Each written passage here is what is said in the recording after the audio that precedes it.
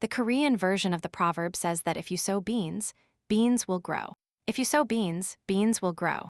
The girl looked at the bean pod her mother was showing her. She knew there was no law stating that the world would always be the same. Someone called the woman, and she got distracted from her daughter and walked away for a minute. Suddenly, something caught the little one's attention, something lying on the table in front of her. She realized that there will definitely be exceptions to the rules that make you believe different things happen.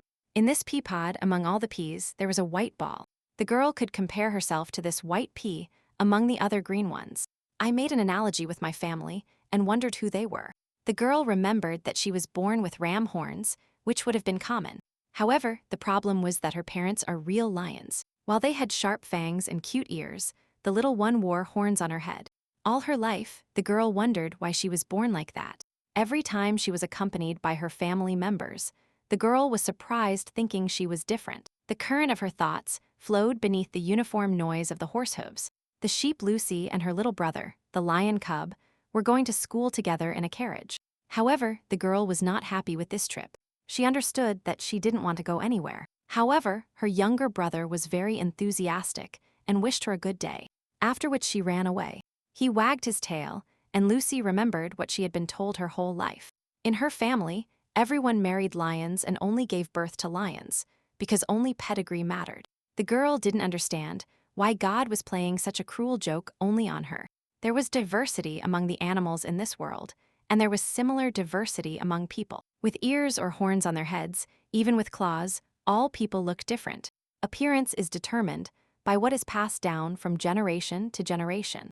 And this is what everyone calls pedigree. To maintain the purity of the blood in society, people consider the elite. Like predators, they unite among themselves. However, Lucy was born with the ancestry of a sheep, which could not happen to someone from the lion family. She attends a private school for predators, in which, naturally, there are no sheep like her. The girl hated the eyes of her classmates, who saw her as some kind of mutant. Her family was changed by mutation, adultery. The girl couldn't even imagine how many words were said. She is very lucky that her parents appreciate and love each other, even though their marriage was for convenience. Therefore, it was not about hiding the girl's birth and sending her to an orphanage. Her family took the girl in their arms and surrounded her with love.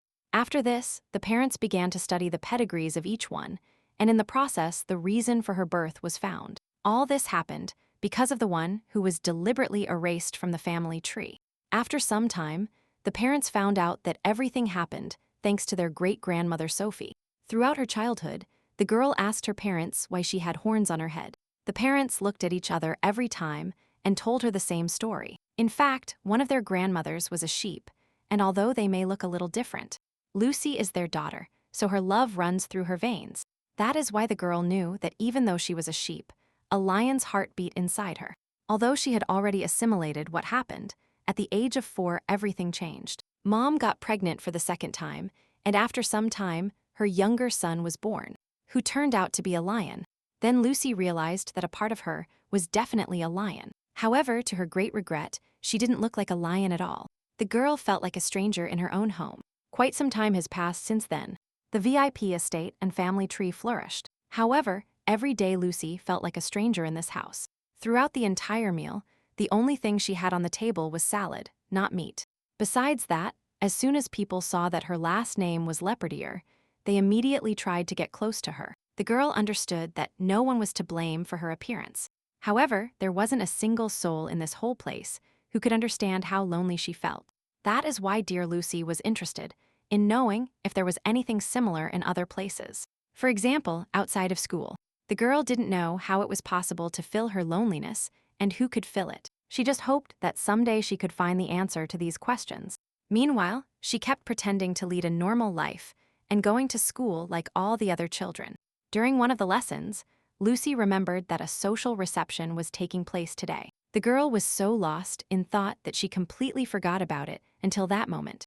Immediately after this, her gaze turned sad because Lucy didn't want to go there at all. A blood community, called Pride or Circle, gathers under the auspices of a common goal. Although it is called an exchange ground to get to know each one's ancestry individually. This is just an excuse. In fact, at these meetings, they always talked about her origins as a sheep in the Leo family. That's why Lucy believed that a place where there are no herbivores cannot be considered equal. The real purpose of such events could be both establishing political connections and concluding marriage alliances. In some cases, a young man from a not very noble family married a girl with a good pedigree and entered good circles, but there are also cases where representatives of families with similar status marry, but with different pedigree. However, Lucy understood that it would be really difficult for her to find her soulmate. She was afraid that the child she would give birth to would also turn out to be a sheep. The girl sincerely did not want the child to be tormented by the same doubts she herself was currently having. Usually, at such events, she would laugh or talk for a few minutes and then go fold origami in a quiet place. Right at that moment, the girl was doing origami, thinking how many dogs she should fold today. However, suddenly something distracted her from this exciting activity. The door to her quiet and peaceful balcony opened, so the girl decided to look at the newcomer. She raised her head and saw in front of her a beautiful young man whom she had not seen before. The first thing she noticed were his tall, pointed ears. Behind him, the boy actively waved his wide, soft silver tail. After observing the man's distinctive features, Lucy turned her gaze to his face. The boy stared at her with his big gray eyes. He smiled friendly and tilted his head slightly to the side in surprise. The young man greeted our heroine, and everything about him said that he was happy to meet her. It was quite cold on the balcony, so no one else came here. The boy was beaming with joy and was about to introduce himself to his interlocutor. But Lucy, mistaking the guy for a dog, said he had the wrong door. She frantically grabbed her origami in her hand and asked the boy to leave the balcony. She came here first, so she asked the stranger to leave and close the door behind him. The young man nodded immediately and headed for the main door. He walked up to it and carefully and firmly closed it on the handle. However, after that, he immediately turned around and headed back towards Lucy. The young man walked up to the girl and stopped right in front of her with a smile on his face. He was literally glowing with joy and had a big smile on his face. But what betrayed him the most was his tail, which was wagging from side to side. Lucy didn't know how to react to the fact that the boy closed the doors. But he didn't leave. She was already preparing for the next portion of attacks and teasing from herself. But the young man stayed in front of her, blushed a little, and smiled. They stayed there for a while in silence, looking at each other. At some point, it even seemed to Lucy that the boy's eyes shone with a silver glint. The girl attributed everything to the fact that they simply reflected the bright moonlight. She couldn't bear so much tension for long and was the first to turn her back. There was still an awkward silence between them, so the boy decided to break it first. He cleared his throat a little and asked why the girl was there alone. Such a question confused Lucy, who almost crumpled her origami. And the boy, meanwhile, assumed that the girl was simply lost. The heroine began to worry that he now wanted to look into her family again. However, the boy stopped interrogating her and decided to introduce himself. He put one hand behind his back, placed the other on his chest, and said his name was Roman. The boy did not give his last name, so the girl could not guess which family he was from. Later, she remembered that they met without elegant introductions and without mentioning their families. It was then Lucy's turn to introduce herself, but she hesitated. The girl did not believe that the boy really didn't know about her. After all, other people seeing her for the first time always pay attention to the horns. Or they start looking at her with amazement, or they feel sorry for the girl. Besides, Lucy herself had never seen this guy before this moment.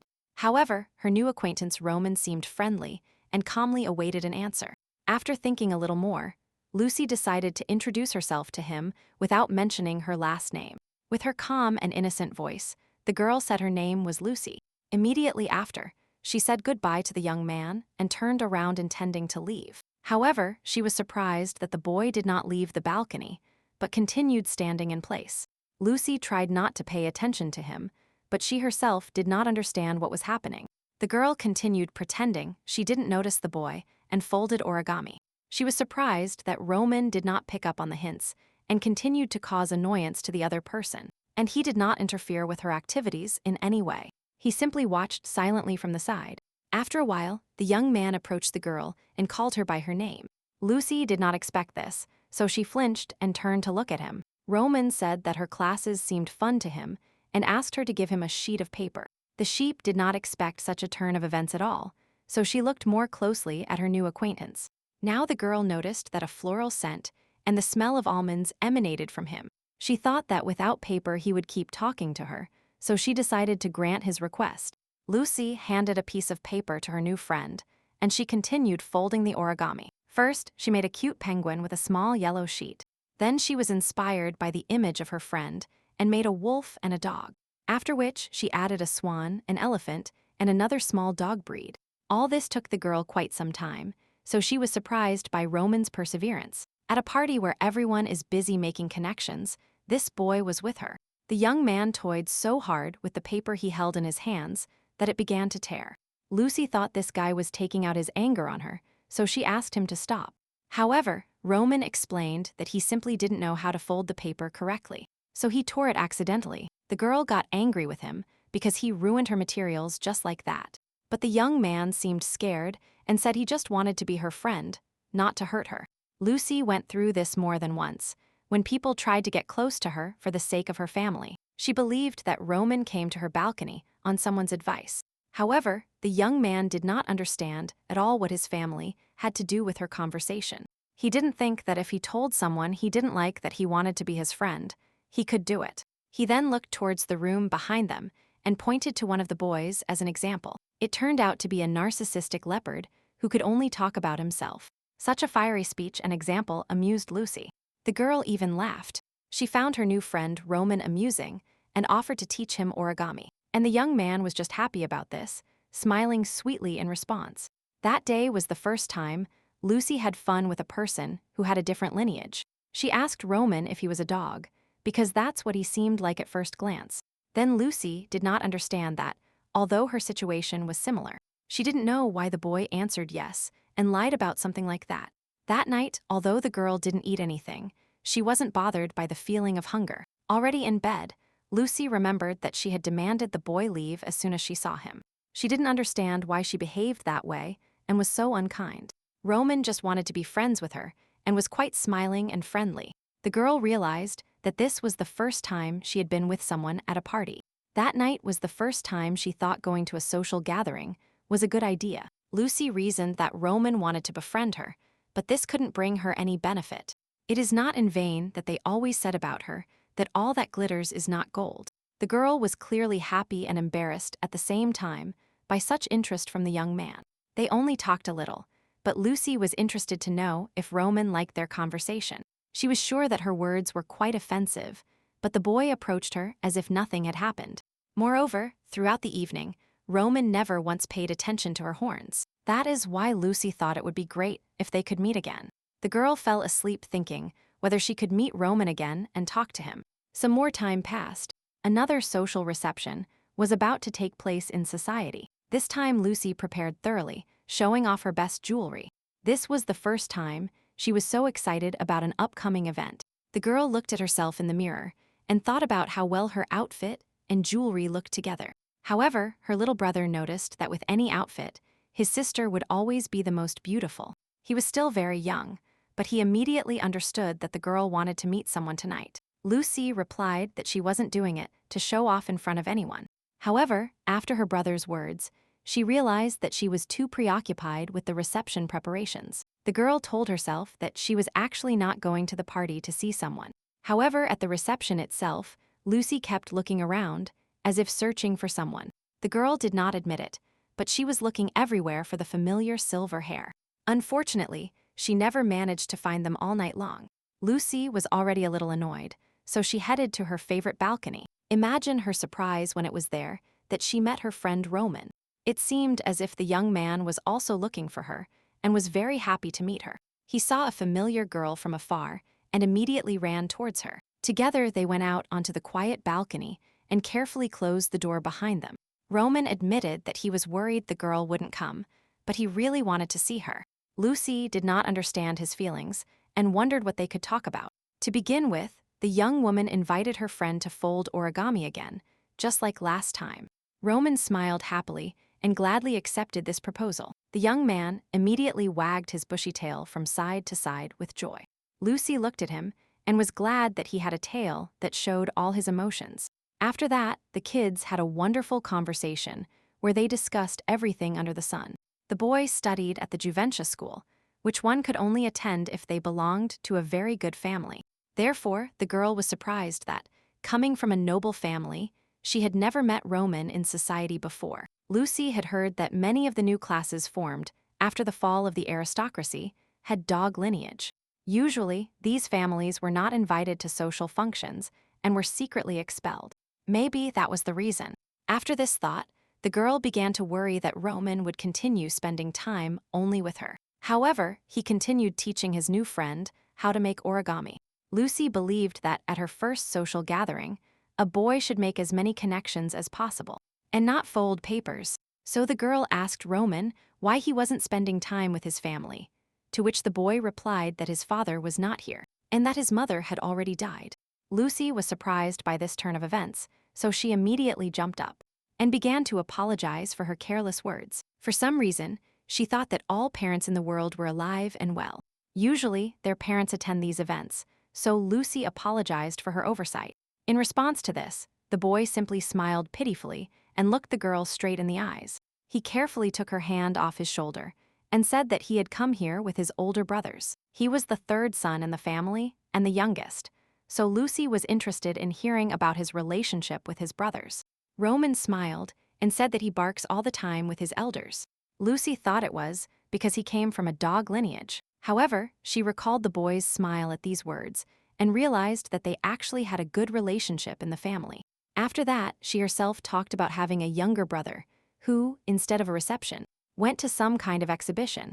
The girl also didn't really want to go to the reception, but she didn't want to upset her parents either. She found it quite difficult to admit this, so Lucy waited for her friend's reaction to these words. However, Roman said he felt relieved after this confession. He didn't care about the reason for the girl's presence at the reception, but he was glad he could find her here. Lucy looked at Roman's tail and realized that the boy was very happy to meet her. They chatted pleasantly for a while about their siblings and the relationships with them. Roman admitted that his family members constantly argue among themselves when they are bored. To support her friend a little, Lucy decided to give her origami crafts to his older brothers. After that, she ran out of paper, and the girl wanted to try doing what she had recently read in a book. However, this might turn out to be a bit embarrassing for her new friend, so the girl asked his permission. She admitted that the book said that if you pat a dog on the head, all accumulated stress disappears. Roman was stunned by such an unexpected proposal, and Lucy felt embarrassed by his reaction. However, a moment later, Roman cheerfully invited the girl to pat him on the head. He even leaned slightly towards her and closed his silver eyes. The boy raised his head, and Lucy gently and carefully ran her hand through his hair. The girl withdrew her hand almost immediately because she felt shy. However, Roman said he liked it very much and asked to be petted more. Lucy relaxed a little and happily fulfilled her new acquaintance's request. The reception was coming to an end, and Roman asked if he and Lucy could see each other again. The girl could not give him a definite answer, so the boy seemed upset. However, neither of them knew when the next social reception would take place, because these types of events are not held on a strictly fixed date. These words seemed to upset our wolf cub hero even more. However, he cheered up when Lucy promised to attend the next appointment. She smiled at her new friend and suggested they spend time together again. At that moment, the social reception ended and everyone started going home. Lucy was traveling in a carriage and reasoned that she should have exchanged contact information with a friend. However, she didn't know if they were already such close friends that they could meet somewhere else. The girl thought that for now it would be better if Roman remained just a friend, whom she only saw at receptions. Sometimes she reasoned alone, and it seemed that Lucy didn't understand people at all. How far shouldn't you go in some things, and how frankly should you talk about others? So she decided to ask her parents for advice on the best way to deal with this situation. However, she decided not to give his name because her parents barely knew Roman's family. Lucy never had friends, so she was a little confused. She didn't understand what kind of relationship she had with Roman because they only met twice, and they didn't know each other's last names. The boy seemed even more special to her because he didn't care about those things at all. It was clear to him that he was simply enjoying the time spent with the girl. However, Lucy and Roman were destined to meet much sooner than they expected. By a strange coincidence, there were many social events that month. It wasn't the end of the year yet, but charity receptions were held every week. Because of these words, the boy thought that the girl was not happy about their frequent meetings.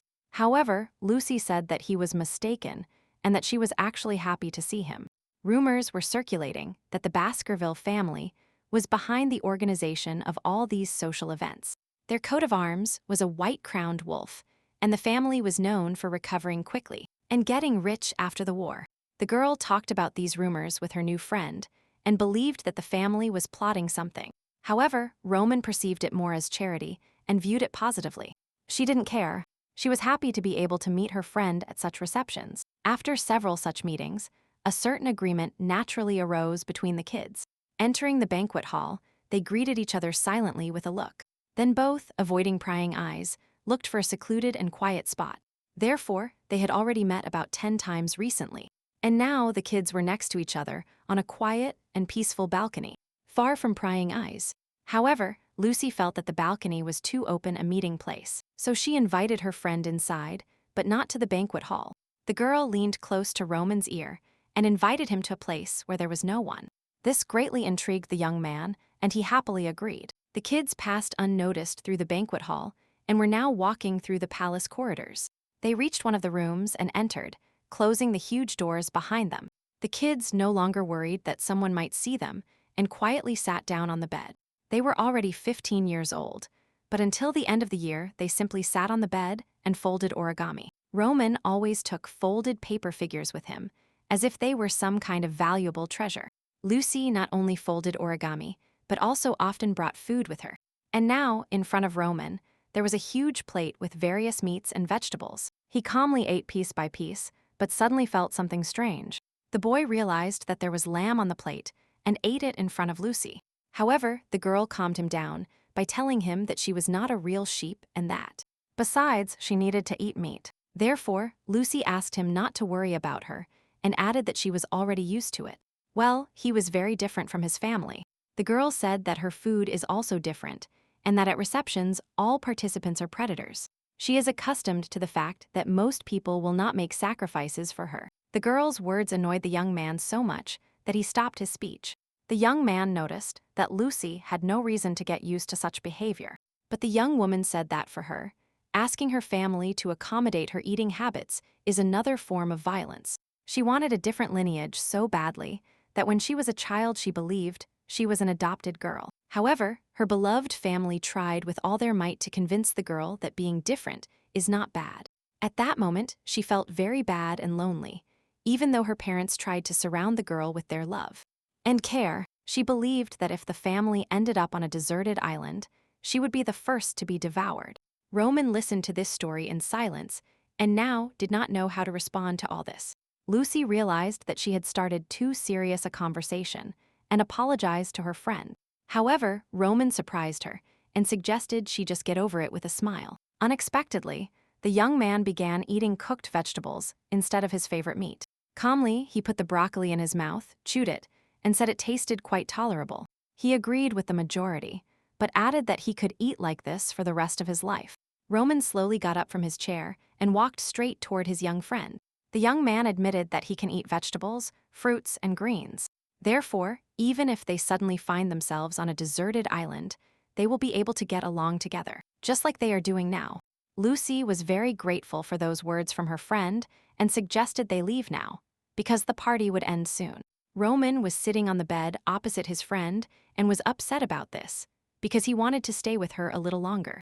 However, the girl noticed that the loud music had recently stopped playing. The kids were so engrossed in each other that they didn't hear the doors to their room open. A tall, majestic lioness in an impressive dress entered them, looking for Lucy. The woman found her daughter and an unknown young man sitting together on the bed. A luxury carriage, driven by the coachman, slowly advanced through the city at sunset. Lucy sat inside and thoughtfully looked at the houses through the window at night. Facing the girl sat her parents, who also remained silent. Lucy did not like that oppressive atmosphere between them, but the girl understood that it was all her fault. She remembered that recently, her mother found her alone with a boy in the room. The woman was very surprised to see her little daughter with a stranger. The girl hurried to justify herself and said that she was simply folding origami with her friend. However, she immediately rushed to send Roman away under the pretext of worrying about his older brothers. However, even this brief acquaintance was enough for her mother to notice the peculiarity of her daughter's friend. The woman, unlike Lucy, immediately assumed that the young man was a wolf from the Baskerville family. The parents asked the girl if her friend was the one she mentioned earlier. Lucy hoped that her mother would not think badly of Roman because of this situation. For the first time in 15 years, she has a friend who is also very sensitive and attentive. As soon as the girl remembered her friend, she immediately blushed completely. The young woman herself did not understand why she suddenly had such a reaction towards her friend. The parents did not argue much, but they noticed that from the outside, being alone in the room did not look very good. In addition, the mother had special complaints about who this boy was. But Lucy interrupted her and said that she didn't care about the boy's family because she was dating him, not his parents. She described her friend as kind and sensitive, who approached her first and never focused on her appearance. The parents listened to this explanation from their daughter and looked at each other. They said they understood the girl, because friends really don't care which family they belong to. However, the parents added that, unfortunately, this only applies to friends. Lucy was lying on her bed, looking at the origami that she and Roman had made. She looked at the paper dog and realized that she knew almost nothing about Roman. She was interested in what his favorite food was, what interested him, what he dreamed about. The girl realized that she should have asked him a few more questions. She was worried that someone might not have a very good time dating her. She only knew his name, that the boy did not have a very good relationship with his father. His mother died, and he had 2 older brothers. Lucy thought she was being too selfish, because all she did was fold origami with him. At the next meeting, she promised herself to ask the boy what he likes and where he lives. She also wanted to apologize to him because Roman wanted to tell her something, but the girl didn't hear him. However, at the next reception, Lucy looked for her friend everywhere, but she couldn't find him anywhere. At one point, she ran into a boy who looked a lot like Roman, but she misidentified him. The girl walked through the entire hall and didn't understand where her friend had suddenly disappeared. She looked around, hoping to see his silver hair in the crowd. Lucy worried that the boy would never show up, and she didn't even know where he lived. At some point, the girl completely despaired of finding her friend and became sad. Suddenly, a stranger approached her from behind and placed his hand on the girl's shoulder. Lucy was scared at first, but the man knew her name, which calmed her down a little. The girl turned around and looked at the stranger, who approached her and called her. The man introduced himself as Roman's older brother and said that he had told him a lot about her. Lucy was surprised how big her friend's older brother was. The young man introduced himself and said his name was Harold Baskerville. It was at that moment that our heroine heard her friend's name for the first time, and she was very surprised. She knew that her family was on bad terms with the Baskervilles, and her parents were tormented by fighting them. From a political point of view, their families are ardent opponents of each other. Their coat of arms is a crowned white wolf, which means Roman was not a dog, but a wolf. This realization gave the girl goosebumps all over her body. She remembered her friend's ears and realized that they actually belonged to a wolf. The girl did not understand how she could make such a mistake and also say all sorts of things. She did not insult the Baskerville family, but she spoke somewhat strangely about them. However, Lucy remembered that Roman definitely called himself a dog. She recalled the sweet moment when her friend was eating vegetables and could not believe the deception. Now the girl understood why her parents reacted so strangely to him that time. Mentally, she was very angry with herself for having fallen for this wolf's deception. The girl trusted her friend, but in the end, she was deceived. The issue was not that the boy did not tell her his last name, but precisely that he deceived her. Now Lucy could not understand how she could continue to communicate with Roman without trust. The girl had even told him something she had never told anyone before. The sheep's train of thought was suddenly interrupted by the voice of Baskerville's older brother. He said that Roman managed to catch measles and asked the girl if she had it. It was very strange because his family always takes every precaution. Lucy was worried about her friend's health, but his brother assured her that he was already recovering. He suggested that the girl visit her friend if she already had immunity to this disease. Lucy was surprised because she had never visited friends before, but received such an invitation. The girl stood up and looked at Harold Baskerville, who extended his hand to her. The young man noticed again that he was inviting her to visit his brother, because he missed his friend very much. Lucy definitely wanted to see Roman, so she headed straight towards her parents. There, Harold asked the girl's parents for permission to visit his younger brother. He promised that he would take responsibility for this event. Lucy's parents were a little confused about who the Baskervilles were. Their daughter also insisted on meeting her friend, who missed her. Even if the relationship between their families is not very good, the girl must go to see him. She said she wanted to be as affectionate with her friend as he was with her. Lucy's father looked at his daughter with a smile and affectionately stroked her head. He allowed his daughter to visit a friend, but asked her not to stay out late. Thus, the girl ended up in the same carriage as Harold Baskerville. Lucy already knew that the father of her wolf family had lost his wife. After this, the heartbroken owner of the house lived in solitude for 10 years. His eldest son runs the business, and his middle son, Harold, is in charge of the house. She also heard that the youngest son had not yet been introduced to secular society.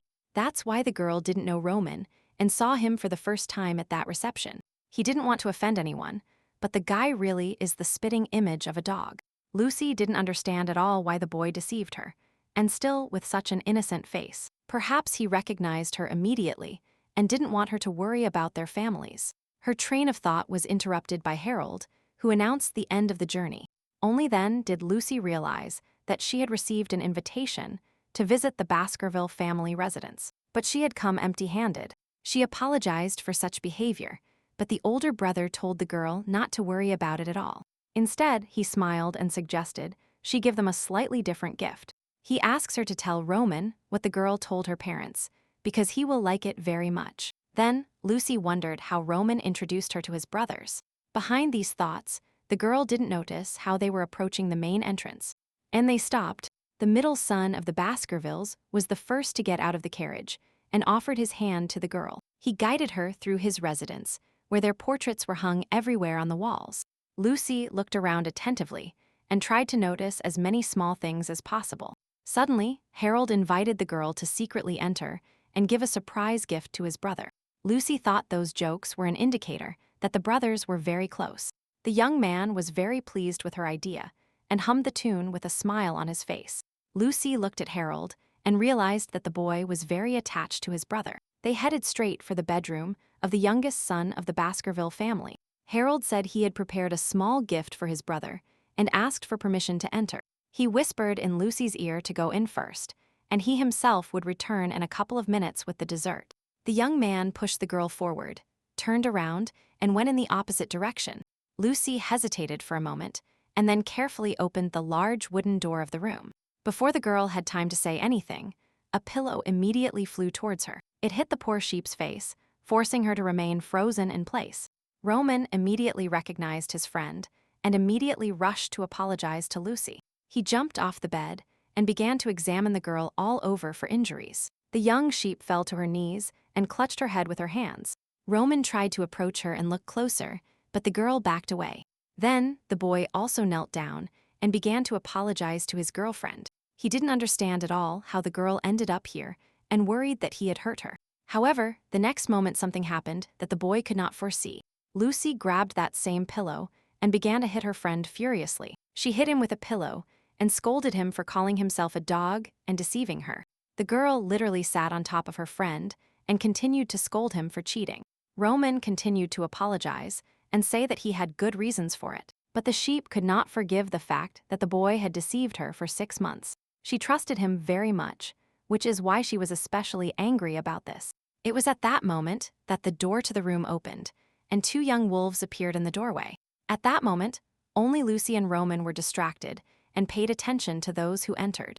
One of them was Harold with dessert in his hands, and the second was unknown to the girl. Startled, Lucy froze with the pillow over her head. She immediately realized that her eldest son, Alexander Baskerville, was in front of her. The girl only hoped that her action would not provoke a fight between the 2 families.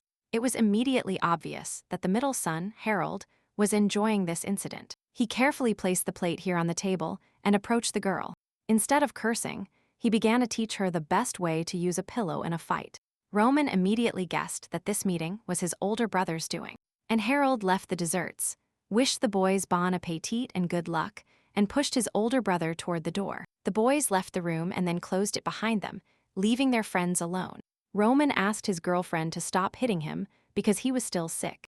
Only these words could help him reach the girl's consciousness. After that, she threw the pillow aside and addressed her friend by name. However, Lucy then noticed that calling him by his first name was wrong. She should call him by his last name. The girl asked the young Baskerville why he deceived her at the first meeting. And he did it for the next 6 months. Lucy looked directly at her friend and asked why Baskerville deceived her. Roman covered his face with his hands in embarrassment and asked the girl to continue calling him by his first name. However, he did not answer the question itself. He just started howling sadly. Lucy stared at her friend with her arms crossed at her waist. She had heard these howls before, but only now did she realize that it was the howl of a wolf. The girl is now completely convinced that in front of her is a real Baskerville boy. Lucy got tired of waiting for such an answer, and the girl sat down at the table with desserts and tea. She was brought here as Roman's friend, and she started hitting him and disgracing herself in front of his brothers. As a member of the Leperdier family, she behaved very rudely. The girl believed that she was the one who should be crying now, but not Roman. She decided to stop him and asked her friend to come closer to her and talk normally. Roman, with his ears drooping, looked as if he did not want to be in this room at all. However, the boy gathered his thoughts and approached the table where Lucy was sitting. He sat down opposite the girl and asked her if she hated him now for everything that had happened.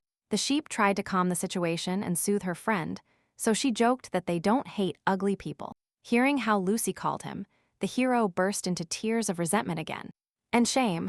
It was no longer a mystery to the girl how to react to this, and she simply sat silently at the table and drank tea. She couldn't understand whether Roman was crying like a wolf or like a dog. The girl approached her friend and began to assure him that he was not ugly, that it was just an illness, and that it would pass. She asked the boy not to hide his face when talking to her, but Roman believed that his girlfriend hated wolves, and that's why she was angry with him. Seeing all this, Lucy directly asked her friend if he knew the reason for her anger. All this time, the boy sincerely believed that the girl was angry because he was a wolf. This answer of yours enraged the heroine, because she was angry about his lies, not because of his family. She didn't understand at all why the boy needed to hide his identity and surname. After all, she was as sincere as possible with him and shared all her experiences. This gave her the impression that he wanted to mock her. Upon hearing this assumption, Roman even stopped crying for a moment and raised his head. Lucy said that the hero approached her because of a bet, because of her unusual appearance, out of sympathy or for something else. Roman denied all options, so the girl no longer knew what to think. She looked directly into her friend's eyes and asked him to tell her the real reason for his deception. Roman realized that he could not wait any longer and had to admit everything honestly. He was worried and started by saying that the relationship between the Baskerville families and Leperdier was not very good. Then he started stuttering a lot, but Lucy patiently waited for his answer. Roman collected his thoughts and added that he just wanted to look good in her eyes. After all, the relationship between a wolf and a sheep is usually not very good either. At that moment, Lucy understood everything and felt very amused, but the girl tried not to laugh. She didn't succeed, and the sheep burst out laughing, which surprised the wolf cub. It seemed funny to her that the boy thought that if he were a dog, they would get along. The girl added that no matter who her friend was, she would be satisfied with any option. And Roman admitted that he chose the dog because they are usually friendlier towards sheep. He himself didn't fully understand why he did this, so he asked his friend for forgiveness. He was ashamed, and the boy asked both of them to pretend that none of that had happened. Lucy wanted to stroke the wolf on the head like last time and calm him down, but he asked her not to. He had a hot forehead, and the sheep thought it was a fever, and that the illness hadn't passed yet. Roman felt like all of this was just a dream, and that there was no way the girl could end up in his room. Now he was the same sweet Roman that our little sheep knew. She smiled cheerfully and asked him when he would be fully recovered. The wolf cub replied that he was practically healthy and that he could soon go out into society. Lucy thought her friend was very sweet and was glad she could see him. After that, she admitted that Harold brought her to his brother as a New Year's gift. Roman thought his brother had forced the girl to do this and started scolding him. Thanks to these words, Lucy realized that the brothers were actually very close. Roman apologized for the behavior of the middle son of the Baskerville family, but Lucy even enjoyed the adventure. She also learned that Roman told his brothers a lot about her. The girl asked her friend how the boy caught measles, because children usually get measles. After these words, the wolf cub was very surprised, because he actually didn't have measles. Lucy realized that something was wrong, and Harold said something strange to Roman. The girl got up from her chair and asked the wolf if they were really friends. She had many questions for him, regardless of his diet, time, or background. To start with, she was interested to know if the boy really liked collecting origami. Roman admitted that he is interested in active sports and ball games. The girl wanted to get to know her friend better, so she bombarded him with questions. In response, the wolf asked if Lucy had other friends besides him, for example, at school, but the sheep admitted that Roman is her best friend and that there are simply no others. Hearing this, the boy became embarrassed and said that he also considered Lucy his best friend. They chatted for a long time, and the sheep asked Roman to give her his contact information to keep in touch. Then their conversation was suddenly interrupted by a knock on the door, which forced the boys to distract themselves from each other. They wondered who was knocking, and both immediately got up from their seats.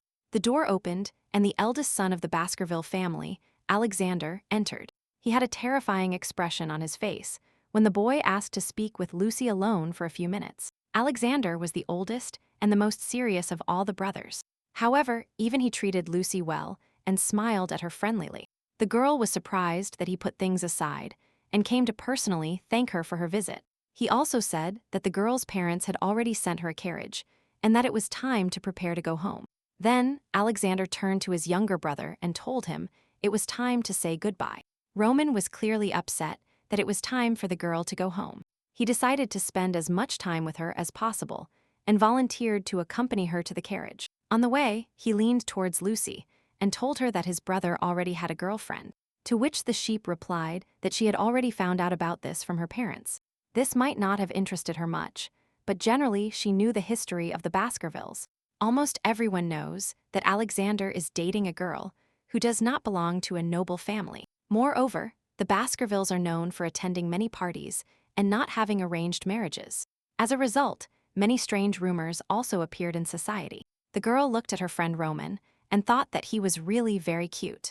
Our little sheep really liked this young wolf. During their friendly conversations, the boys did not notice that they had already arrived at the Leperdier family carriage. Roman opened the door and helped his friend climb the stairs inside. Then he handed the girl the toy he originally intended to give her. It was a cute lamb that a boy bought in the market square because it looked like his girlfriend. The boys said goodbye, and Roman promised to contact Lucy soon. The door slammed shut. The wolf cub walked away and began waving at his friend. The carriage began to move, and the guy stood there for another 3 minutes, until she disappeared around the bend. Lucy reasoned that only wolves are born in the Baskerville family, even without an arranged marriage. Only males are born, and there have never been any illegitimate children.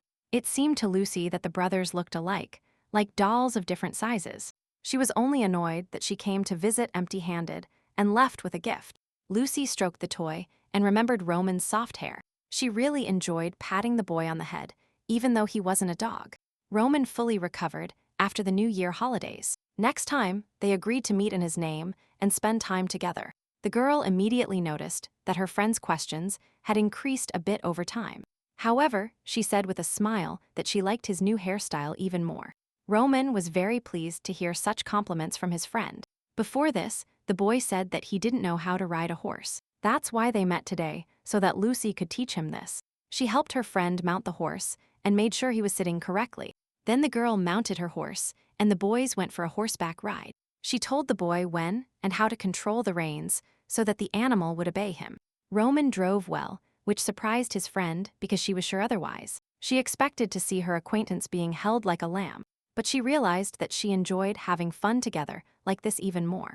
The girl decided to get ahead of her friend and show off her skills. She pulled the reins and forced her horse to gallop.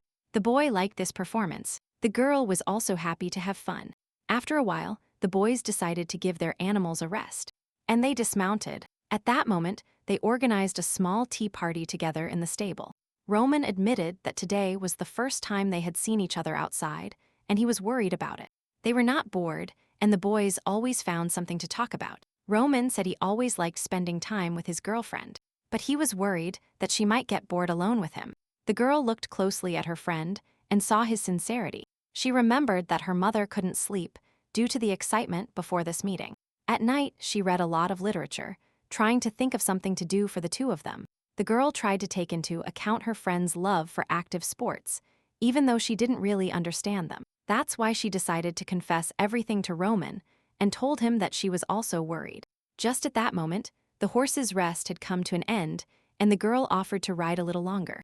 Roman happily supported his friend's idea, and they headed to the track. The boys had fun and rode together until evening. At the end of the day, Lucy admitted that she really enjoyed the ride and eagerly looked forward to the next meeting. Roman happily agreed and offered to meet next week. The sheep was very happy to have a real friend for the first time. Roman was happy and couldn't imagine how happy Lucy was with their friendship. After that, they became inseparable, Baskerville and Leopardier, the wolf and the sheep. Their combination seemed strange, and they loved to dream that there were no gates, horns, fangs, and other things in the world. The girl believed that such a world definitely existed somewhere, but for now she enjoyed hers. She paid no attention to her or the wolf's ancestry. The girl liked her dear friend, Roman, more and more, especially his tail, which constantly wagged happily from side to side. Therefore, the girl did not doubt Roman and knew that he liked her. Such a Roman Baskerville was dearly loved by her tender girl's heart. The boys went to a beautiful botanical garden to sort things out. When Roman asked if everything suited her, Lucy replied that everything was fine. She said she wouldn't have met him if something didn't suit her. Roman was confused. While riding on a huge and beautiful swing, they talked a little more. Lucy suggested that Roman write her a letter with the family crest. The boy asked his best friend what she thought of him. Lucy found this question absurd and said she considered him her best friend. And after saying he was the kindest wolf she had ever met, Roman felt ashamed. The statement that he might even be the kindest person in the world finally finished off the young man and confused him. After hesitating for a long time, the young man finally decided that the time had come to confess. Roman was very worried, but he overcame himself and was able to say that he was actually very kind to Lucy. The girl found this amusing and, in turn, admitted that she was only rude to him. But this didn't bother Roman. Lucy said that if he were a lion, no one would say anything about them. But Roman quickly interrupted her, reminding her that they agreed never to bring up the topic again because he liked her being a sheep. Lucy was very surprised and asked if the young man liked her only because she was a sheep. Roman replied that no matter who she had been born as, he would have liked her anyway. But now she is a sheep. After the young man said he couldn't imagine her as a sheep, Lucy was lost. However, the girl analyzed it again and grasped a different meaning, which made her smile. Lucy said that she really likes Roman very much and hopes their friendship lasts forever. The boy made her promise that they would remain like this forever, regardless of time. The girl was confused at first, but then she was touched because he wanted to communicate forever. A few days earlier, Roman and his brothers were in the city. Harold, Roman's eldest brother, tried to make him admit that he was also a Baskerville, but Roman ignored him. His brother convinced him that admitting this would make him feel better, but Roman remained silent. Harold reproaches Roman that at 16, he only does origami in the banquet hall and rides horses at the racetrack. Inside, Roman was furious, but he didn't show it so that his brother wouldn't decide that he was capable of moving Roman. Harold was very surprised that Lucy wasn't bothered by such contempt for his family. Roman must have thought about this because he sat motionless for a while. Harold, extremely worried that Lucy was ignoring Roman's feelings, advised his brother not to be so careless.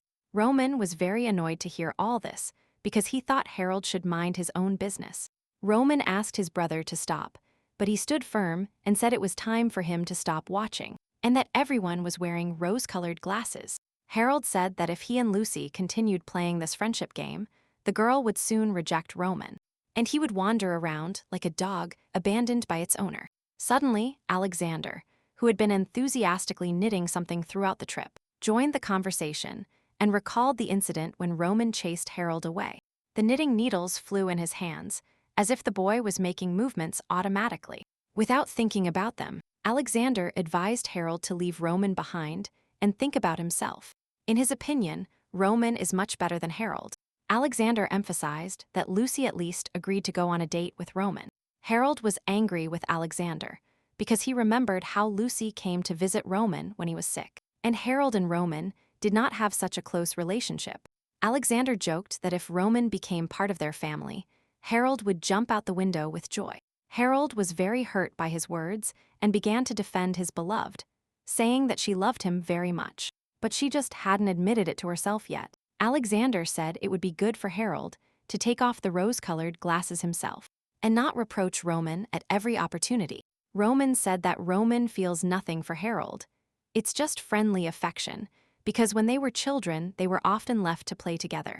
After saying that it was Harold who confused love with friendship, he asked what Alexander was trying to achieve with this conversation.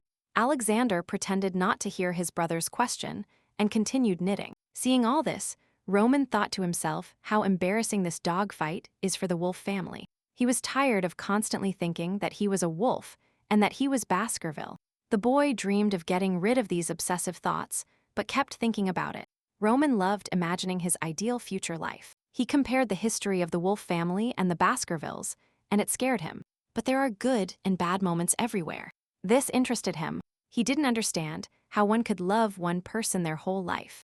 After all, there are many variables interwoven in every person's life. Once upon a time, long ago, Roman had already thought about the topic of love, and he even asked Alexander why loving only one person was considered a weakness. Alexander was surprised that his younger brother was interested in this topic, and attributing it all to his age, he said that he would understand everything when the time came. Alexander found it amusing that little Roman had so many questions, but he had no intention of answering them yet. Alexander only said thoughtfully that the world is full of people who do not value love and only use it for their own ends. He explained to Roman that it is impossible to make another person love you just because you yourself love that person. Roman, confused, thinking about how difficult and hard everything was, decided not to ask anything else and remained silent. Alexander noticed his younger brother's vague reaction and imagined how, many years later, they would remember this conversation with laughter. After thinking for a while, he decided to give Roman some advice and told him that he would have to do many things to become attractive in the eyes of other people, and that it would be better to do this before falling in love for the first time. Because human feelings change very quickly. Harold entered the room, and upon hearing Alexander's remark that his weakness was his pedigree, he supported his older brother and added that this was a real curse. Roman was still looking in confusion, but this time at Harold. Harold asked Roman if, in his opinion, there would be a happy ending if he still overcame all the difficulties and managed to make your loved one love you. Roman wanted to answer, but realized his brother wouldn't like his answer and remained silent. Harold realized what his brother was about to answer, so he joked that he shouldn't waste time and enjoy the moment before falling in love with someone yet. Harold's question wouldn't leave Roman's head. The young man didn't understand how any problem could remain if his beloved fell in love with him. He would like to ask his father about this too, but he was almost never home, and Roman believed the reason was him. Roman's birth greatly affected his mother's health. She started getting sick. Little Roman was very worried about this, but he couldn't do anything. His mother looked quite ill, and the baby barely saw her. Roman concluded that his father disliked him precisely because of that. He constantly looked at his son with contempt and tried to avoid conversations. The little one was confused, but didn't know how to influence his father and get his attention. He believed he had been hated since his birth and that he couldn't change it in any way. Due to his difficult childhood, Roman still couldn't understand what this love was. My mother died that same year, after which my father locked himself in the winter cabin. Roman was very worried about his father's attitude towards him, so he decided to ask his older brother Alexander for his opinion. Alexander tried to convince Roman that his father did not hate him and that everything would get better soon. Alexander, to comfort his brother, told him that when he loves someone, he will be able to understand his father, because love is very cruel and can bring joy and happiness and cause intense pain.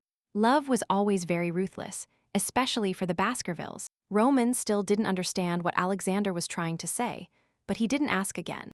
A few days later, Harold realized that he had fallen in love with Rohans, but he didn't know what to do, so he shouted it throughout the palace. His brothers Roman and Alexander ran towards the shout and began to observe the boy's actions. Roman wasn't exactly sure who Rohans was, but he assumed it was the girl from the polar bear family whom his brother had been friends with since childhood. Alexander immediately understood who he was talking about and reproached Harold for tormenting her and intimidating her so much, and now realized that he loved her. Harold felt hurt by this and began to make excuses that he himself didn't understand why he was doing this. He dove into his childhood memories and remained silent for a couple of minutes.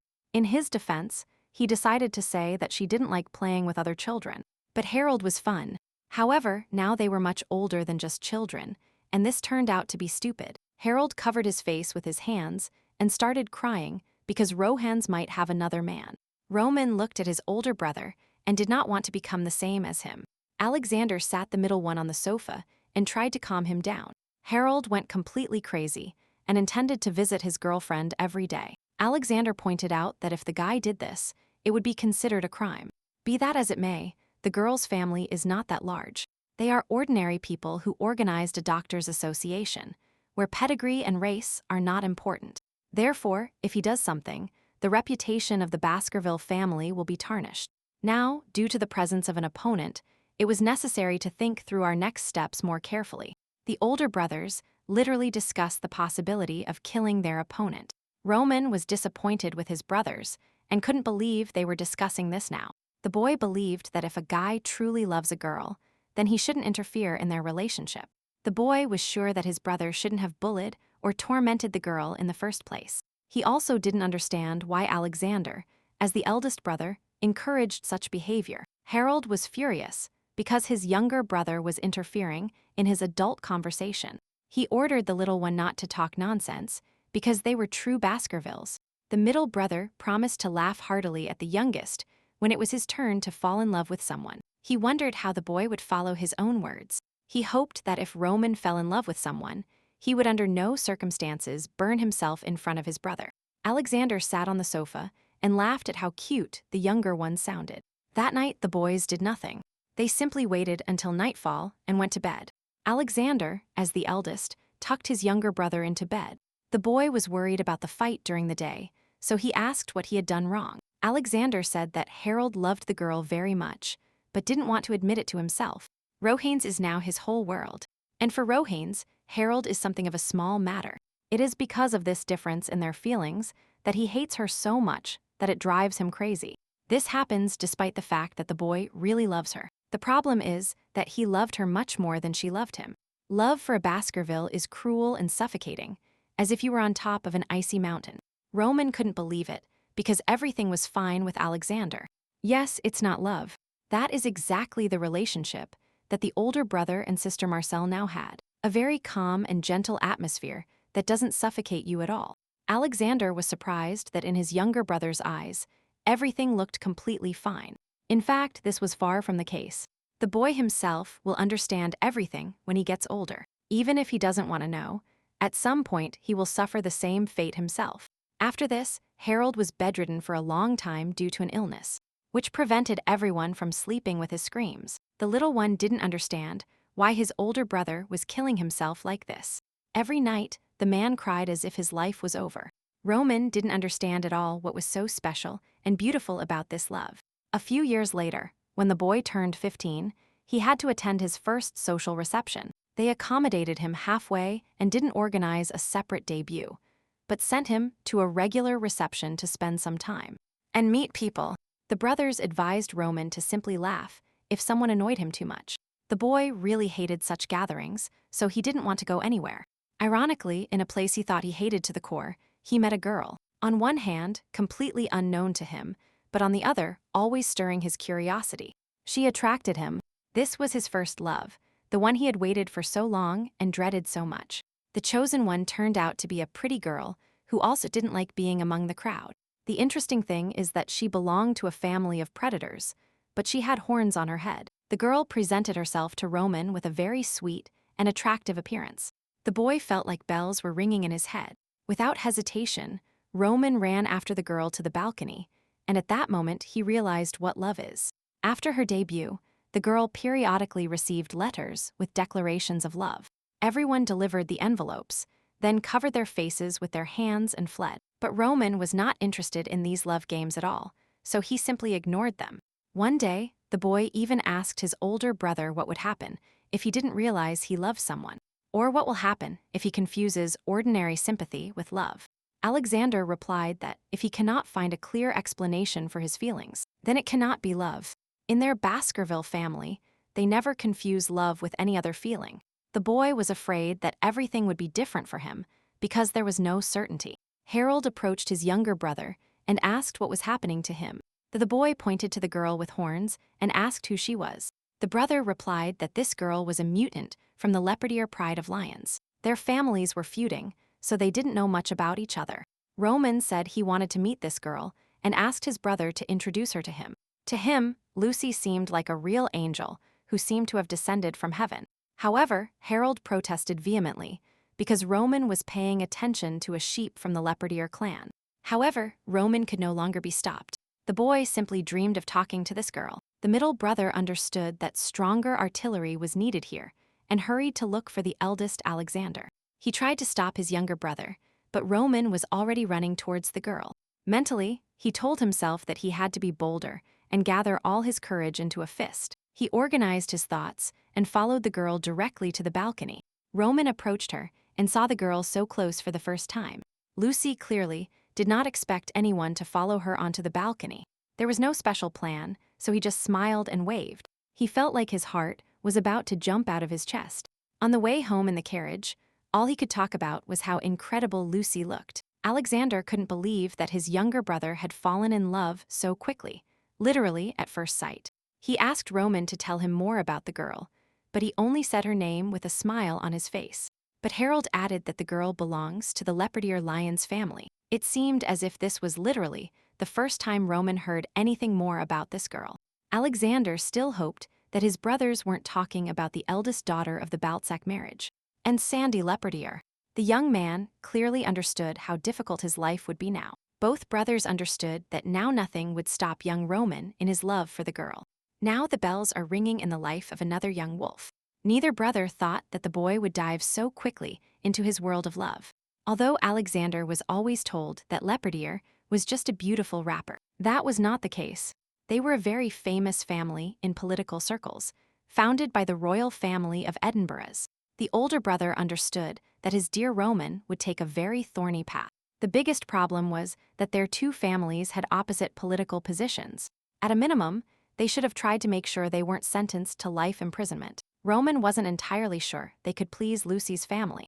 Even if aristocracy and monarchy acquired only a nominal character, the classes would always remain unchanged. Therefore, it is unlikely that a political marriage can be proposed for a family that wouldn't even look in your direction if you were of a different race. Baskerville was the main hybrid of hybrids. Suddenly, Alexander became interested in how it happened that a sheep was born in such a family. Once upon a time, the eldest son of a duke, younger brother of the emperor, suddenly fell in love with a commoner sheep. As a result, this woman could never become part of the pack, but her children received recognition in it. The middle son was sure that if it weren't for the war times, even such a story would have been impossible. At that time, the emperor and princes died in the war, so restoring the family was more important than anything else. That's why such a romantic story took place in such a family. That's why the birth of Lucy drew so much attention in the family love story. Indeed, the public loves romantic love stories. After the birth of this child, the brothers unrelated to the pride of the whole family were completely blocked. In the end, Lucy's birth put an end to love. It is unlikely that any family would want another sheep, but this gave Roman a chance. If something goes wrong, it can be considered that the daughter is given up for the benefit of her family. A simple option would be to turn back time and simply prevent the boys from meeting. Roman looked at his older brothers and only dreamed that they would leave him alone. Alexander turned to the youngest and asked what kind of person Lucy was. The young man was perplexed by this question because no one had ever asked him before. He recalled the beautiful Lucy, who in the evenings talked and had fun with him on the balcony. Her most important quality was that the girl was sweet both in appearance and character. Alexander realized that they would not find a solution to this problem today. Roman said that he would find out everything that was happening himself and asked his brothers not to interfere in this matter. Harold said he would not interfere in this matter because he was too lazy. Alexander approached his younger brother and placed his hand on his head. He ruffled the boy's hair and told him he had grown up. Roman did not like that his brothers still treated him like a child. The boy only hoped that he could find happiness with Lucy. He remembered the girl in great detail and found absolutely everything about her endearing. Her big blue eyes with huge black eyelashes were cute. Everyone told him that love was cruel to Baskervilles, but to him, it was very tender. The only question was whether the wolf could love the sheep. Time passed and the real winter arrived outside. The poor bunny ran through the forest hoping to hide from the hunter's eyes. Today the three wolf brothers came here to relieve stress. The eldest was calm with the house, the middle one adored it, but the youngest loved animals too much. Alexander believed that the only thing they missed in today's hunt was the company of their father. He then came to his senses and looked at his younger brother, who suddenly became sad. Alexander apologized to the boy because he meant to say something completely different.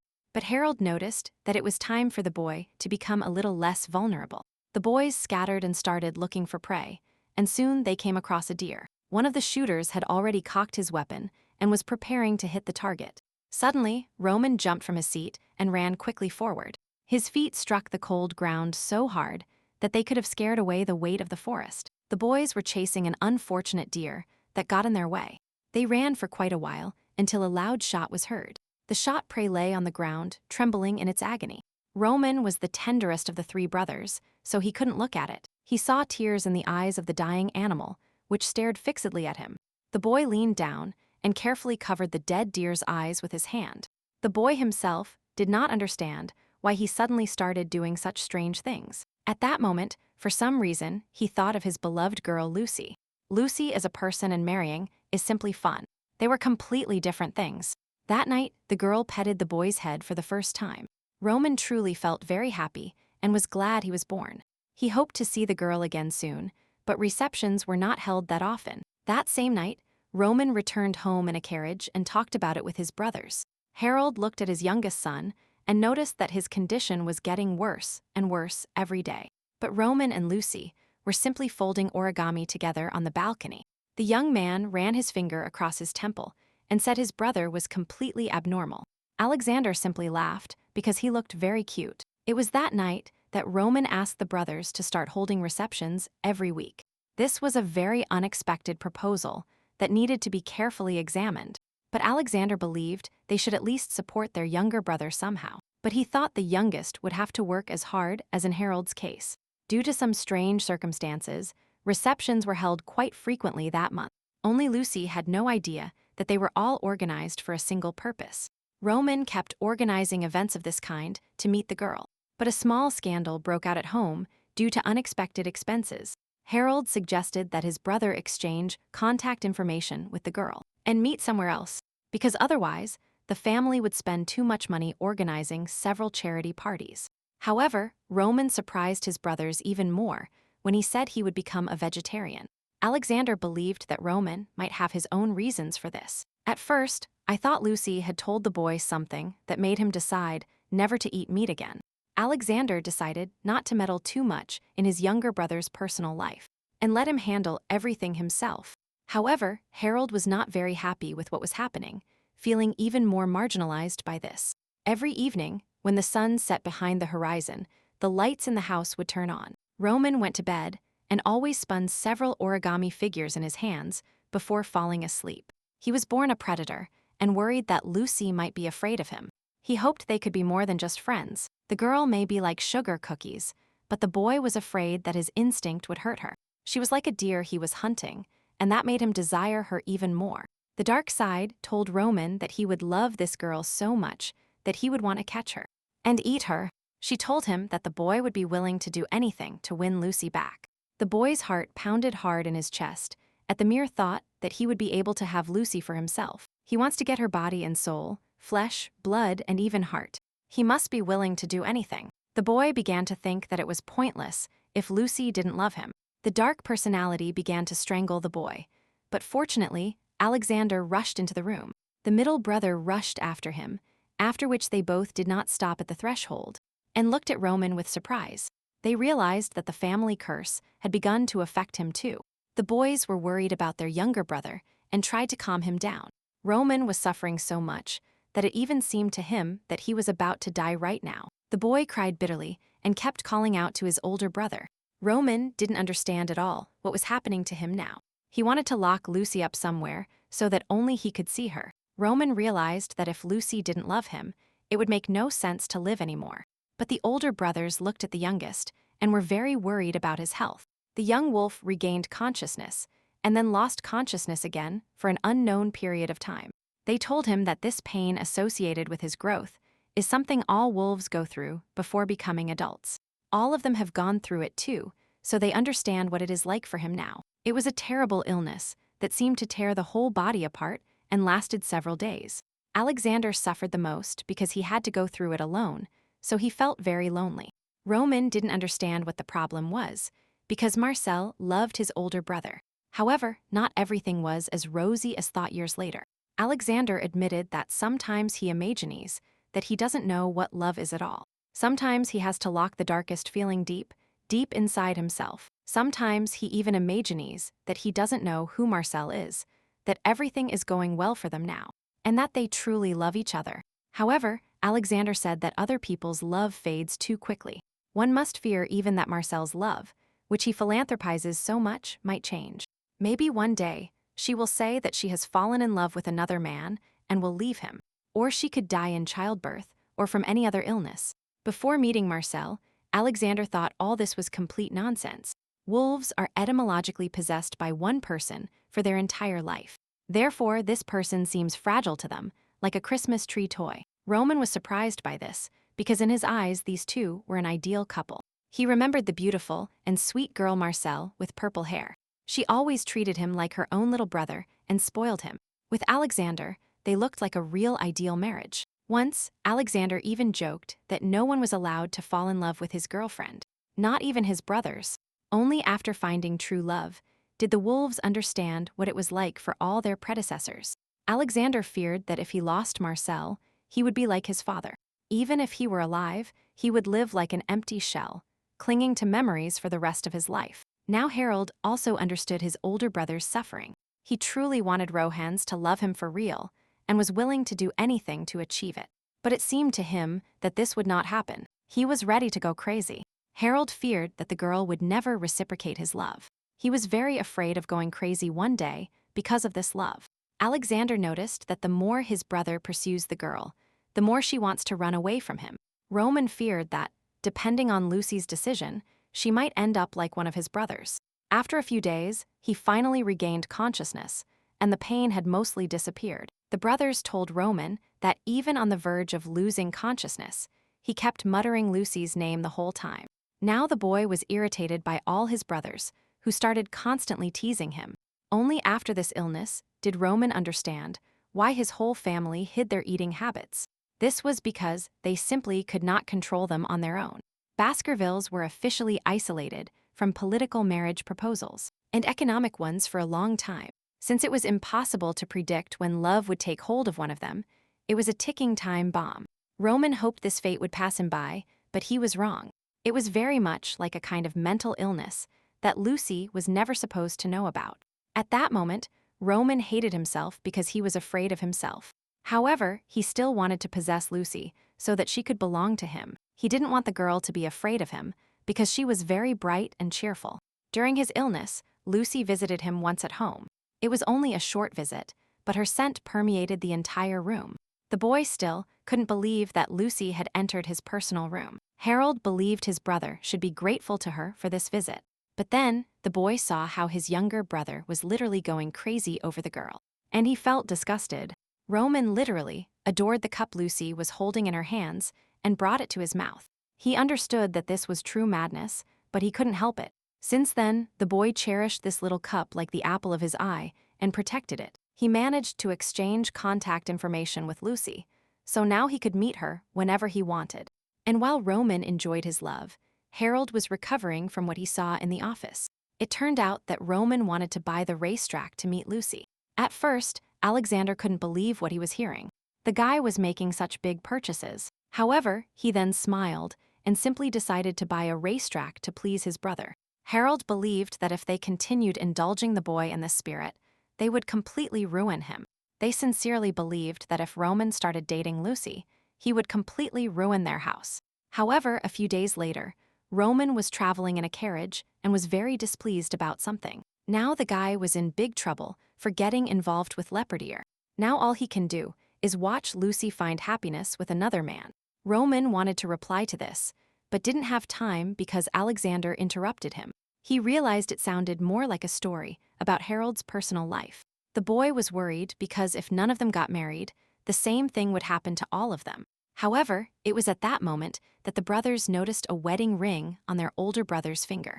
Alexander said that Marcel proposed to him and that they will marry next autumn, when the girl graduates from college.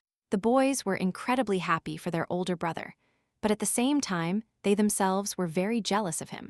After that, Alexander walked for a while on an elevated structure and hummed songs to himself. Harold told Roman that his older brother had started to annoy him lately, and if he suddenly disappears in the near future, everyone will know whose hands were responsible. And the motive for the murder would not be the desire to inherit the family and the business. He was simply enraged by his happy face. However, Roman pointed out that he could not deliver packages to the prison because he himself would be busy managing the family business. The boy decided to change the subject and ask the middle brother about his girlfriend Rohan's. Judging by his expression, everything was more or less fine with them too. Roman was angry because he was the only one having problems in his personal life. The possible problem was that he had formed a friendly relationship with Lucy from the start. Perhaps friendship prevents Lucy from seeing him as a real man. However, in the end, Roman decided not to rush because he had plenty of time ahead to make the girl fall in love. Lucy really wanted to go somewhere because they served very tasty desserts there. Roman was happy that the girl came to this place with him for the first time. He looked at the sheep, smiled, and said he liked it very much. Lucy didn't understand at all what he meant by these words and clarified.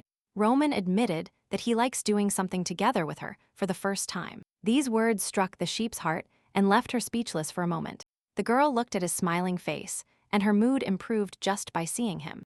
Lucy really appreciated that Roman was always so honest with her. She looked at his smiling face, and the girl's mood improved just by seeing him. What especially betrayed the guy was his tail swinging from side to side. Seeing all this, Lucy realized one simple thing. When she saw Roman's smile, she stopped feeling like she had done something wrong, and the girl gained confidence that she could also make friends with other people. That's why Lucy told her parents that she wanted to go to the local public school. She was going to live and study there as Hoodman, not as Leopardier, in honor of the sheep's grandmother. The parents were worried about their daughter and hoped she could find there what she couldn't find here. Just as Lucy had asked, her father looked for a place for her where almost no one knew her, and that it was quite far from her home. The head of the Leopardier family placed several envelopes with invitations from different schools on the table in front of Lucy. The girl realized that she would have to look through them and make her decision. Ono calmly took the envelopes from her father's desk and left his office. Lucy asked to be transferred to the school before she met Roman, and now she didn't know what to do. However, the girl hoped that they would keep in touch remotely, but she worried that Roman might make new friends while she was away. Lucy realized she didn't want this and felt jealous of her friend. She had already gone too far with this school and could not deviate from the intended path, but she also couldn't just ask the wolf to accompany her. These thoughts constantly occupied her head and did not allow her to sleep until the next meeting. Even Roman noticed her confusion and said that the girl was unusually quiet. His words seemed to pull Lucy out of a kind of trance, and the girl asked for more tea to be served. The drink in her hands was almost completely cold while she sat still and thoughtful. Roman asked why his girlfriend started buying winter clothes so early in the year. He guessed she was going somewhere and he was right, but Lucy didn't admit it to him and simply said she likes to buy everything in advance. In fact, she wanted to ask a friend to accompany her, but she didn't dare to do so.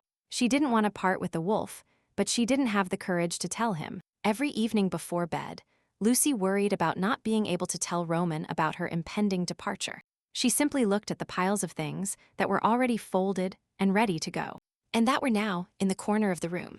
The girl understood that her silence would not delay the departure date, but she couldn't do anything by herself. She begged her parents to let her go, but now she didn't want to leave.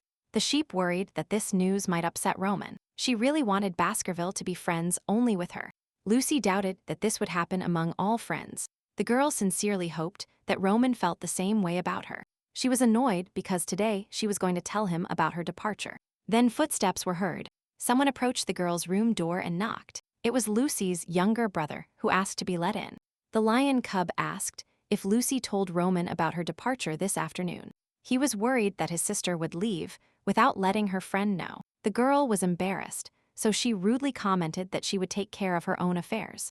The lion cub did not give up and clarified whether Baskerville was really just a friend to her, or someone else. Lucy sat stunned on her bed and could not answer this. Seeing this reaction from his older sister, the youngest continued with his thought. He suggested that the parents allowed the girl to leave only because of her dangerous closeness to the Baskerville family. Lucy did not expect this and asked her brother to clarify his words. The lioness recalled that Roman was the first to approach her because she is a leopard ear, but the girl decided that her brother was simply interested in her opinion on this topic. The boy knew the rumors about the danger of the Baskervilles and was worried about his sister, to which Lucy laughed and said that Roman cannot be dangerous because he is naive and kind like a dog. But the lion cub did not give up, and he was worried that the wolf and the sheep might meet in secret. He asked Lucy if she had the feeling that Roman treated her like his beloved woman. Louis added that the Baskervilles were famous for always taking what they wanted. Furthermore, his family was especially obsessed with love affairs, judging by the same rumors. But Lucy noticed that never before in her life had rumors mattered to her. Louis could not understand such a simple attitude from his older sister towards friendship with Baskerville. He heard that, literally, not long ago complete disorder reigned in their family. And true chaos. To get a woman, they burned entire cities or betrayed the ruler. They were willing to destroy everything for love and even massacred each other. Lucy found it unpleasant to hear all those conjectures and rumors about her best friend's family. But Louis added something about the family's mental illness and recalled that all their children were born wolves. He wouldn't want to doubt Roman, but he and his sister looked like lovers. He asked the girl to draw a line between them, because everyone around them had been discussing them lately. Louis asked what Lucy would do if Baskerville really fell in love with her. The girl understood that, in a way, her younger brother was right, and this did not make her happy. She simply decided to protect herself from unnecessary guarantees, and said that the guy was crazy with his speculations. The girl was angry with Louis because, according to him, Roman was a psychopath and she herself was a fool in love with him. She even asked her brother why he was so worried about it. Lucy said that Roman was her first friend and that now her brother was insulting him. The girl understood that no one knew the wolf cub as well as she did. Lucy even doubted that her brother knew her well enough. The girl covered her eyes with her hands and cried because her brother believed these rumors. Louis realized that he had said something stupid, so he tried to calm his sister. He considered his older sister very fragile, which is why he was worried about her relationship with Roman. The girl did not want to hear this anymore, so she asked her brother to leave and let her sleep. Louis realized that it was better to leave the girl alone now, so he headed for the exit. However, he noticed that even if the girl changes her last name and moves to another place, she will still be his sister. Lucy continued to think about her brother's words about her and the wolf looking like a couple in love. The girl wondered if her wolf cub would encounter such misunderstandings with every new friend. Only now did she understand why the boy hid his last name at the first meeting. It was as if he was now planning to leave, hiding his last name. After this conversation, quite a bit of time passed. Spring ended and summer arrived. This only meant that the high school year had come to an end. The teacher stood near the board and gave final instructions to his students. He pointed out that if people do not have the courage to lose everything, they will not be able to achieve anything. With these words, he finished his speech and proceeded to hand out certificates. Everyone was called in turn, so Lucy was one of the last to receive her form.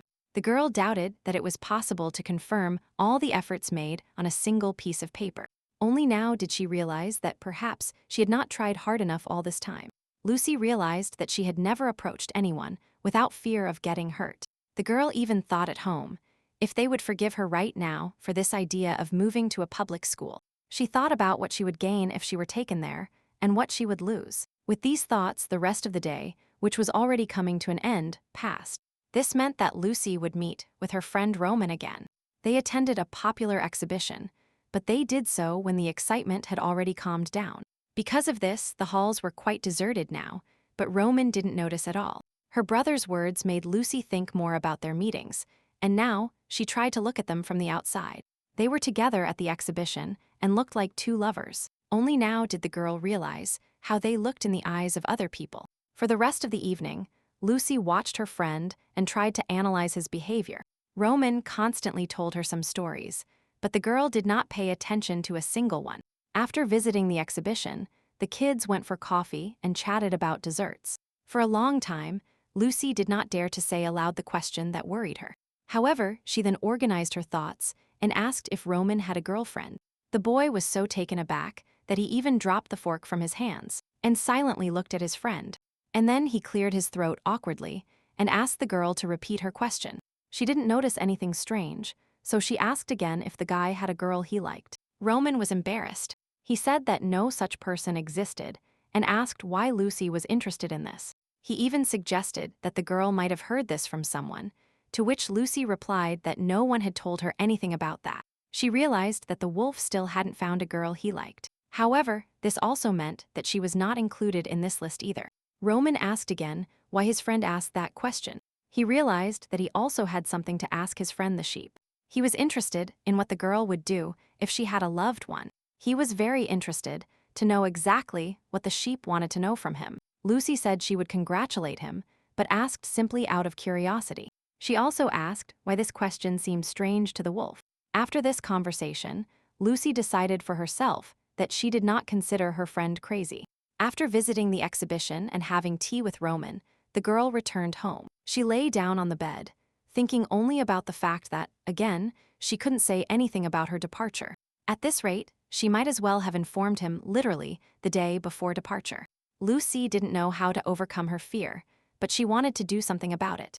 She thought that Roman might fall in love with someone after she left. The girl worried that by falling in love with someone, the wolf would stop paying attention to her. She believed that if Roman had a loved one, he would be willing to do anything for her. Lucy was sure that the wolf would pay even more attention to his beloved than to her. Because simple sympathy and true love are definitely different things, the girl suddenly noticed that these thoughts made her feel somehow bad. Again, she imagined that Roman might have a person closer to him than her. Then, the wolf will pay more attention to this girl and leave Lucy aside. The more she thought about it, the more painful it became for some reason. The girl suddenly realized that the problem was her, and doubted that she could say anything about her departure. Suddenly, her line of thoughts was interrupted by a knock coming from the window. The girl couldn't understand what kind of sound it was, so she suddenly sat upright in bed. Lucy realized that the knocks were coming from the window, so she headed towards her. The girl walked slowly towards the frame and looked down, surprised. Just below her windows, late at night, was her friend the Roman wolf cub. The guy seemed very embarrassed. His ears were even drooping. It took the girl a while to go down to the street at 1 in the morning and talk to him. At first, she supposed the wolf had run away from home or had fought with his brothers, but he denied everything. Instead of a normal explanation, the boy started talking about the weather. It seemed to the girl that any answer she gave would please him and make his tail wag from side to side. It was clear their conversation wasn't going well, because they had been sitting in silence for a while. Lucy even suggested that his female friend might have done something wrong at home. Therefore, the girl decided not to be shy and asked him directly why he came to her at night. Roman admitted that he was going to tell her something important. He wanted to clear up the rumors circulating about his family in society. The boy was worried that the girl would be embarrassed to ask him and suffer because of it. He said that when a member of his family falls in love with someone, they stop distinguishing between heaven and earth. Sometimes they cannot achieve reciprocity, or they lose their beloved. Then terrible things happen. In this case, the wolf goes mad or commits suicide. These words really scared the poor little sheep. She even flinched. The girl understood how difficult it was for her friend to tell her all this now. Roman continued his story and added that these are just delirious stories, just rumors invented by those who want to harm the Baskerville family. That is why they say that his father, who lost his mother, is half mad. His older brother has also been in a relationship for several years and is very happy. Lucy pressed her hands against her chest and said she hadn't heard any of that. Roman continued his story and added that he would not marry by mutual agreement. He sincerely believed that negotiating love was truly disgusting. Then he turned to his girlfriend and asked her what she thought about it. The boy silently looked at Lucy and waited for her to answer his question. The girl looked directly into her friend's eyes and agreed with his thoughts. In her family, immediately after her birth, relatives terminated the marriage contract with her. Wolf Roman Baskerville was one of those who dream of marrying for love. The boy was very embarrassed by his story and thought it was a very boring one. But Lucy noticed that he also listened to her stories about what she had accumulated. The girl stroked the wolf's head and said she understood. She understood that it was very difficult for him to be misunderstood because of his appearance or his family. The girl doubted that this was the only reason the boy decided to visit her at such a late hour. Besides, she was tired of enduring him in the same yard where she was supposed to leave him. Roman added that he is afraid of something else related to the girl he loves. He was worried that she might misunderstand everything because of all these rumors. In fact, he had a loved one, and the boy asked permission to talk about him. As soon as he opened his mouth, Lucy interrupted the boy and told him that she was leaving soon. The boy immediately stopped and asked her what she meant by those words. He started asking the girl when she was leaving and where she was going. Furthermore, he sincerely did not understand why this was happening so unexpectedly. Lucy told him that she had transferred to a public school in the province, which was far away. Then, she did not understand why at that moment she behaved so cowardly towards him. She apologized for not having talked about it sooner and promised to come back during the holidays. The girl did it now because she did not want to hear about her friend's love in the yard where they were destined to part. After all, if a guy fell in love with someone, then he should have forgotten about her. Roman was worried that he wouldn't have time to tell Lucy something because he didn't know she was leaving. The guy was annoyed because the sheep was talking about that just a moment ago. If the decision to leave had been made a long time ago, then she could have said so earlier. Lucy was ashamed of her action, so she sat in silence for a while. Then she said that she didn't know why she did this and that she was only leaving for a while. She remains Roman's friend, and nothing will change in their relationship because of it. The wolf was already annoyed, but after the words about his friend, he suddenly became even angrier. He realized that the girl was abandoning his noble family because she wanted to live freely. He supposed that before moving to a new school, she decided to use him to relieve some of her boredom. Lucy didn't understand what kind of nonsense the wolf was talking about, but the wolf had already gotten up from his place. He wondered if Lucy had even thought about him a little when she decided to leave. The girl tried to calm him down, but the young man did not want to be touched. He said that he did not understand his girlfriend at all, and that he was completely confused. Lucy understood that it was all her fault, so she tried to stop Roman. But the young Baskerville was very upset, so he turned around and ran away. The girl shouted at him again and again, but the wolf cub did not stop. Only after that, Lucy realized that it was useless to call the boy, and she left. It occurred to her that he loved her, but the girl still couldn't believe it. She still thought it was impossible, but now she had lost the opportunity to know the answer. Perhaps forever. It was already past 1 in the morning. Everything around her was lit only by dim lanterns. Lucy remained standing in the same spot and believed she shouldn't have done this. She shouldn't have informed her friend about her departure in such a terrible way. After that, the girl regained her senses and headed towards the house, where her brother was already waiting for her. The boy saw his sister from afar and immediately ran to meet her. He said he was very worried about the girl and thought she had decided to run away. Louis saw that Lucy was very upset and was ready to cry at any moment. The brother immediately helped the girl into the house, after which she said that she considered herself a terrible person, a real trash. All this time she had no friends, not because of her family, but because she has a cowardly character and selfish. Louis listened to all this and couldn't believe his older sister was saying that. The girl realized that it was that night that she lost Roman. She regretted not having explained everything correctly to him a little earlier. Little by little, Lucy stopped understanding who she was, so she wanted to be among people who cared for her. This is exactly the kind of person her friend Roman turned out to be in her life. The girl believed that if she didn't leave now, she wouldn't be able to do something like this ever again. However, she couldn't stop thinking about who the girl Roman loved was. Lucy was worried that after she left, another person could completely take her place. She wrote him a letter asking him to contact her when Roman stopped being angry. The girl admitted that it was all her fault and that she shouldn't have talked about her departure in that way. But she was worried that their friendship would fall apart so easily. The girl still wondered if her friend would accompany her. Immediately after that, she started wondering if she had actually acted wrongly. The girl crumpled the next written letter and threw it away along with the rest of the trash. She sat for a long time, trying to draft at least some suitable message. Thus, behind the endless writing of letters, the old day ended and a new one began. Louis approached his sister and demanded that she tell him what happened that night. He looked his sister in the eyes and promised that he wouldn't tell their parents anything. Only after this did Lucy agree to tell him everything that happened then. She didn't understand how Roman could be angry just because his friend was going to a public school. The boy added that such a crazy wolf is not worthy of his older sister's tears. The girl was surprised by her younger brother's very violent reaction, but felt flattered. Louis was very angry with Roman and thought he was assuming too much. The boy was sure that his sister didn't have to inform anyone about all her life plans. Lucy was sure that she should apologize to her friend before leaving, but Louis forbade her from doing this because the wolf showed too much emotion in such a situation.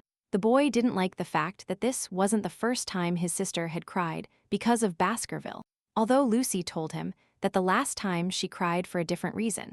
Louis noticed that ordinary friends simply don't behave like that towards each other. However, his words seemed to have no effect on Lucy's mood. The girl believed that everything was her fault. She was too sensitive and terribly tactless.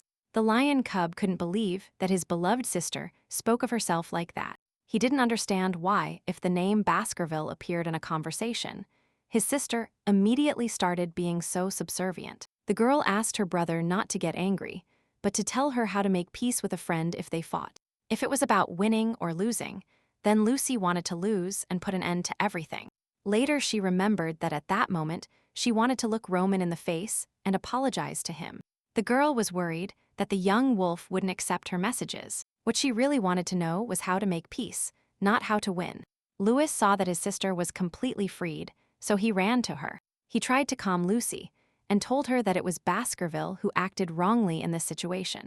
Even if friends fight because one of you is leaving, the other must say goodbye to him properly. Lucy thought that if she had continued attending a private school, this would never have happened. However, Louis noticed that they had already fought, and this fact could not be changed. The boy said that some people just need a little more time to calm down after a fight. And he also asked, after the reconciliation, to tell Roman to be careful at night. Lucy finally smiled, knowing that her brother was by her side and supporting her. From that moment on, Roman stopped appearing in secular society, and the girl couldn't find him anywhere. In any case, he no longer hid on the balcony or in his room. Every time Lucy attended the event, she hoped Roman would come today. She walked through all the rooms and looked for him among the crowd. She looked at the faces of those present, hoping to find her friend among them. The girl watched other people having fun and spending a good time together.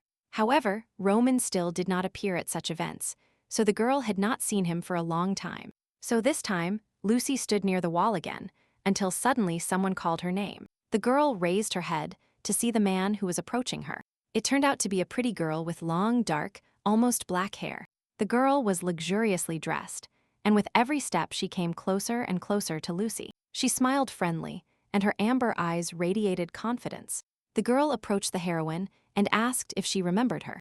It seemed to the girl that her interlocutor was literally beaming with happiness. The girl looked luxurious even for this social event in her beautiful black dress. And burgundy.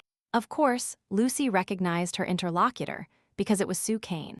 The girl remembered that there were times when they studied in the same class. Kane was the captain of the riding team, and Lucy loved watching her practice. Sue was surprised by this because she thought the sheep wasn't interested in class life at all. But Lucy shamefully said that this wasn't entirely true. The interlocutor was happy to know that the girl was interested in their class life. She asked how Lucy had been all this time, and they started a dialogue. Sue admitted that she had to summon up courage to talk to the sheep. From the outside, she seemed a bit rude and unapproachable to everyone else. At school, all she did was fold origami or read a book. Therefore, the girl was glad to be able to talk to a classmate who had always been interesting to her. She asked Lucy which high school she was going to. The girl admitted that she was going to study at a provincial public school. After that, Kane's classmate suggested introducing her to several people if she didn't mind. Lucy didn't mind, so she happily accepted her friend's invitation. She didn't mind talking to new people and meeting people quickly to forget about Roman. She also thanked her classmate with a smile for being the first to talk to her. Sue noticed that the conversation was very pleasant for her too, and she didn't regret anything. The girl realized that Lucy turned out to be very friendly, which did not match the rumors. After that, the girls said goodbye and went in different directions to do their own thing.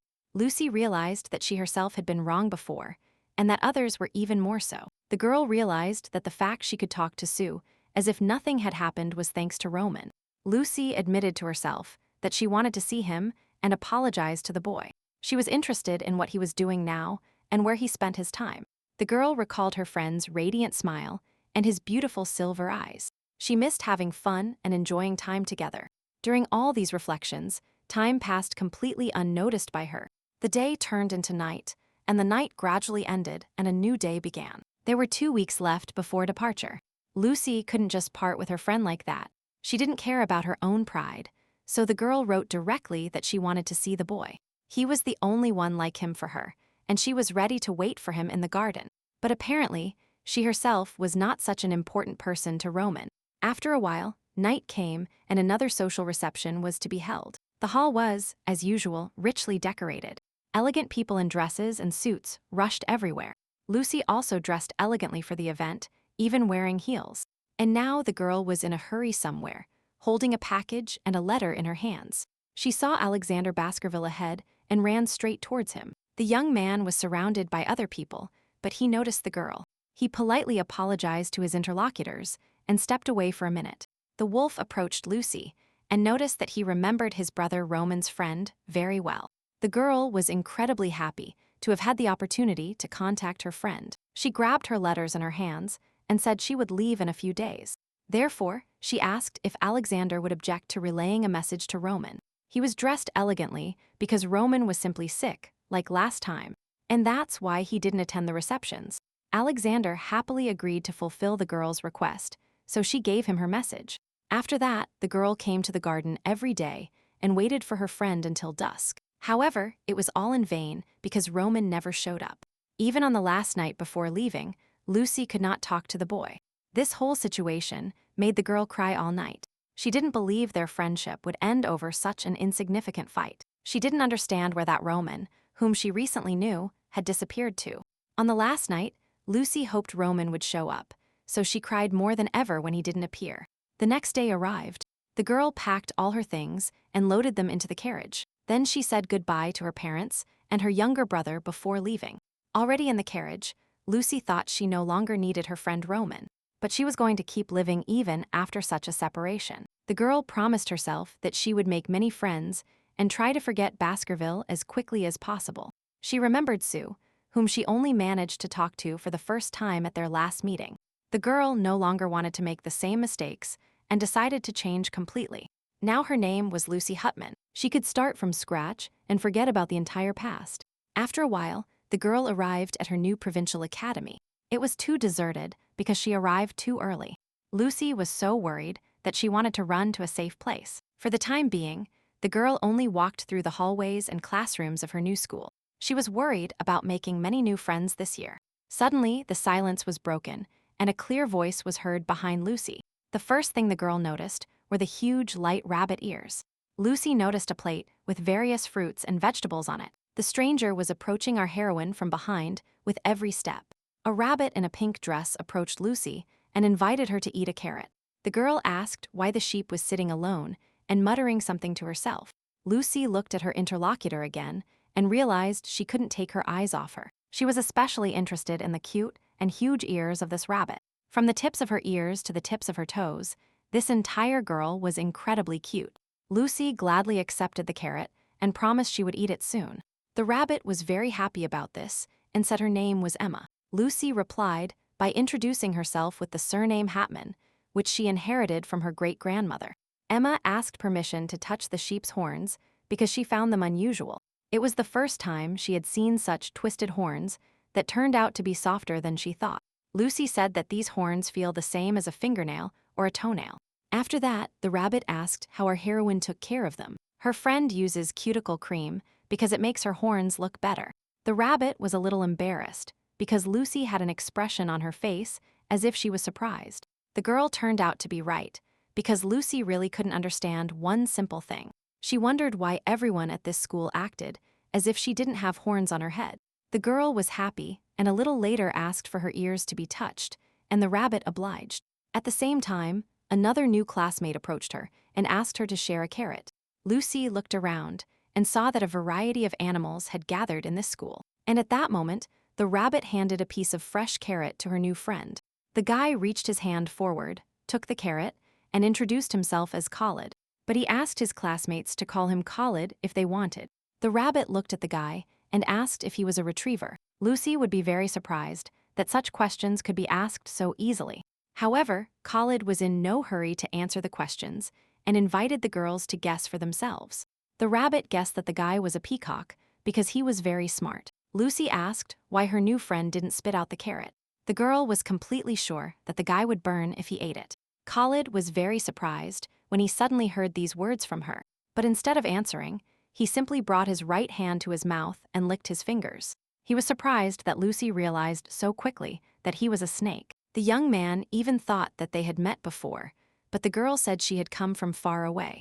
But the rabbit got angry because the guy put something in his mouth that he couldn't even eat. Khalid noticed that with that expression, the girl discriminated against snakes. He realized that if he had said that the rabbit had ears that were too big, she wouldn't have liked it. He turned out to be right, because the girl immediately ran to him and grabbed him by the clothes. The guy immediately apologized and said he had a moment of mental confusion. The rabbit advised the snake to use his brain when he was about to say something. It is unknown how much longer the guys would argue, but at that moment the door to their classroom fell down. It turned out to be a teacher who entered the classroom before the lesson started. The rabbit sat behind her and looked at the snake with contempt, wishing he would be a good boy. Lucy was surprised that a raccoon was teaching them lessons. Only after this did the girl notice something strange that distinguished her new class from the previous ones. Unlike the previous private school, this one had many different animals. Moreover, there was a guy who was a deer and wore huge and beautiful antlers on his head. This allowed Lucy to understand that she was not the only one in this school. For the first time in a long time, the girl could smile calmly and not think about sad moments. She looked out the window and thought that in this school, she was just a piece of an unusual landscape. It was beautiful sunny, whether outside the window, which contributed to our heroine's good mood. During lunch in the school cafeteria, the girl also found something new for herself. There was a lot of vegetarian food on the tables of this academy. At that moment, Emma entered the buffet and invited her new classmate to have lunch together. The girl said that Lucy simply had to try the local apples. She thought that without Roman, she wouldn't be able to make friends with anyone else.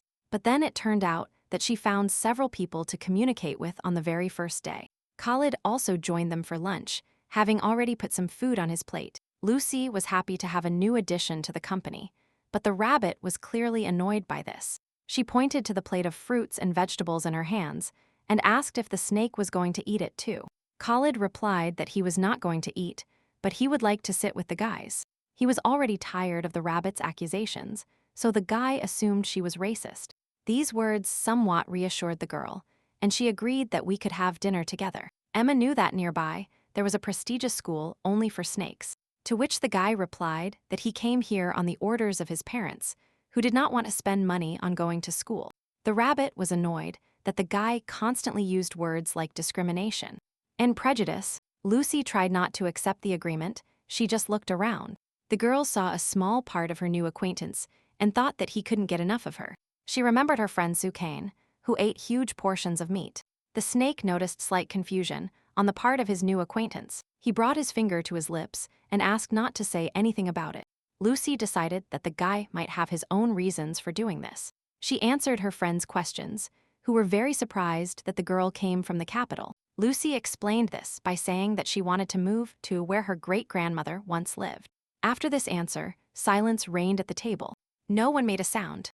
After that, the conversation flowed, as it usually happens among completely normal classmates. Khalid wanted to sit with them, but the rabbit didn't understand why the guy couldn't spend time with his friends. The snake noticed that he still didn't have friends at the school and asked why Emma didn't like him that much. The girl replied that it wasn't that she didn't like him, but something else. Khalid couldn't just accept that answer and asked the girl to stop hating him. While they were arguing, Lucy decided to herself that she needed to be at least one friend with horns on her head. The quiet daily life began as a student in a provincial school for creatures. The girl followed her new friend's advice and bought a cream for her horns. She started applying it every morning and evening, which improved her appearance. The smell was so wonderful that everyone in the school started turning to look at Lucy. The girl did not immediately realize that this wonderful aroma was constantly clinging to her. But the rabbit smelled it immediately, as soon as she entered the audience. She approached Lucy and was clearly very excited about something. She asked the girl to listen to her and understand the words correctly. Emma noticed that Lucy now had a very rich smell that made her want to bite and eat her. The sheep did not expect such a reaction from another herbivore at all. The girl took her friend's words seriously and decided to recheck everything at night. The next day, she brought her cream to school and showed it to the rabbit. It turned out that the cream was for predators, and Lucy didn't realize it. She said it was the first time she had bought something like this, so she didn't know much about it.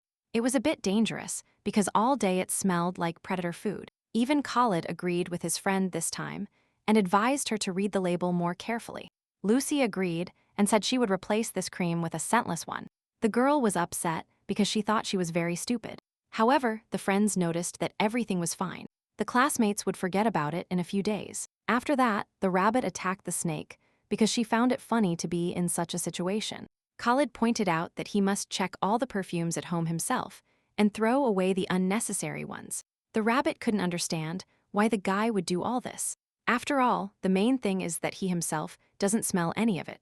But instead, the guy simply asked the girl how she felt about the smell of the flower-scented perfume. In fact, Khalid didn't even know that flowers are divided into edible and inedible. He was more surprised that Lucy herself only found out about this now. The girl didn't know what to answer to this, so she stood there in silence. Later she added that she didn't want that kind of attention anyway. The rabbit reminded her that everyone would forget what happened soon, so there was nothing to worry about. Lucy knew that smells were perceived differently depending on everyone's lineage, because she was always trying to live up to another side of herself. Assignments and exams alternated, so the semester flew by. Lucy regularly attended all classes and got excellent grades. She came to this school because she wanted to blend in with the crowd like this, but for some reason, she had a feeling that her heart was about to break into pieces.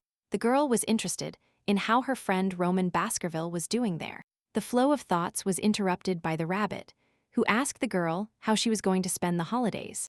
Lucy replied that she planned to stay here because her home was very far from school. Upon hearing this, the rabbit invited Lucy to her home for the winter holidays. The snake overheard their conversation and said he also wanted to join the trip.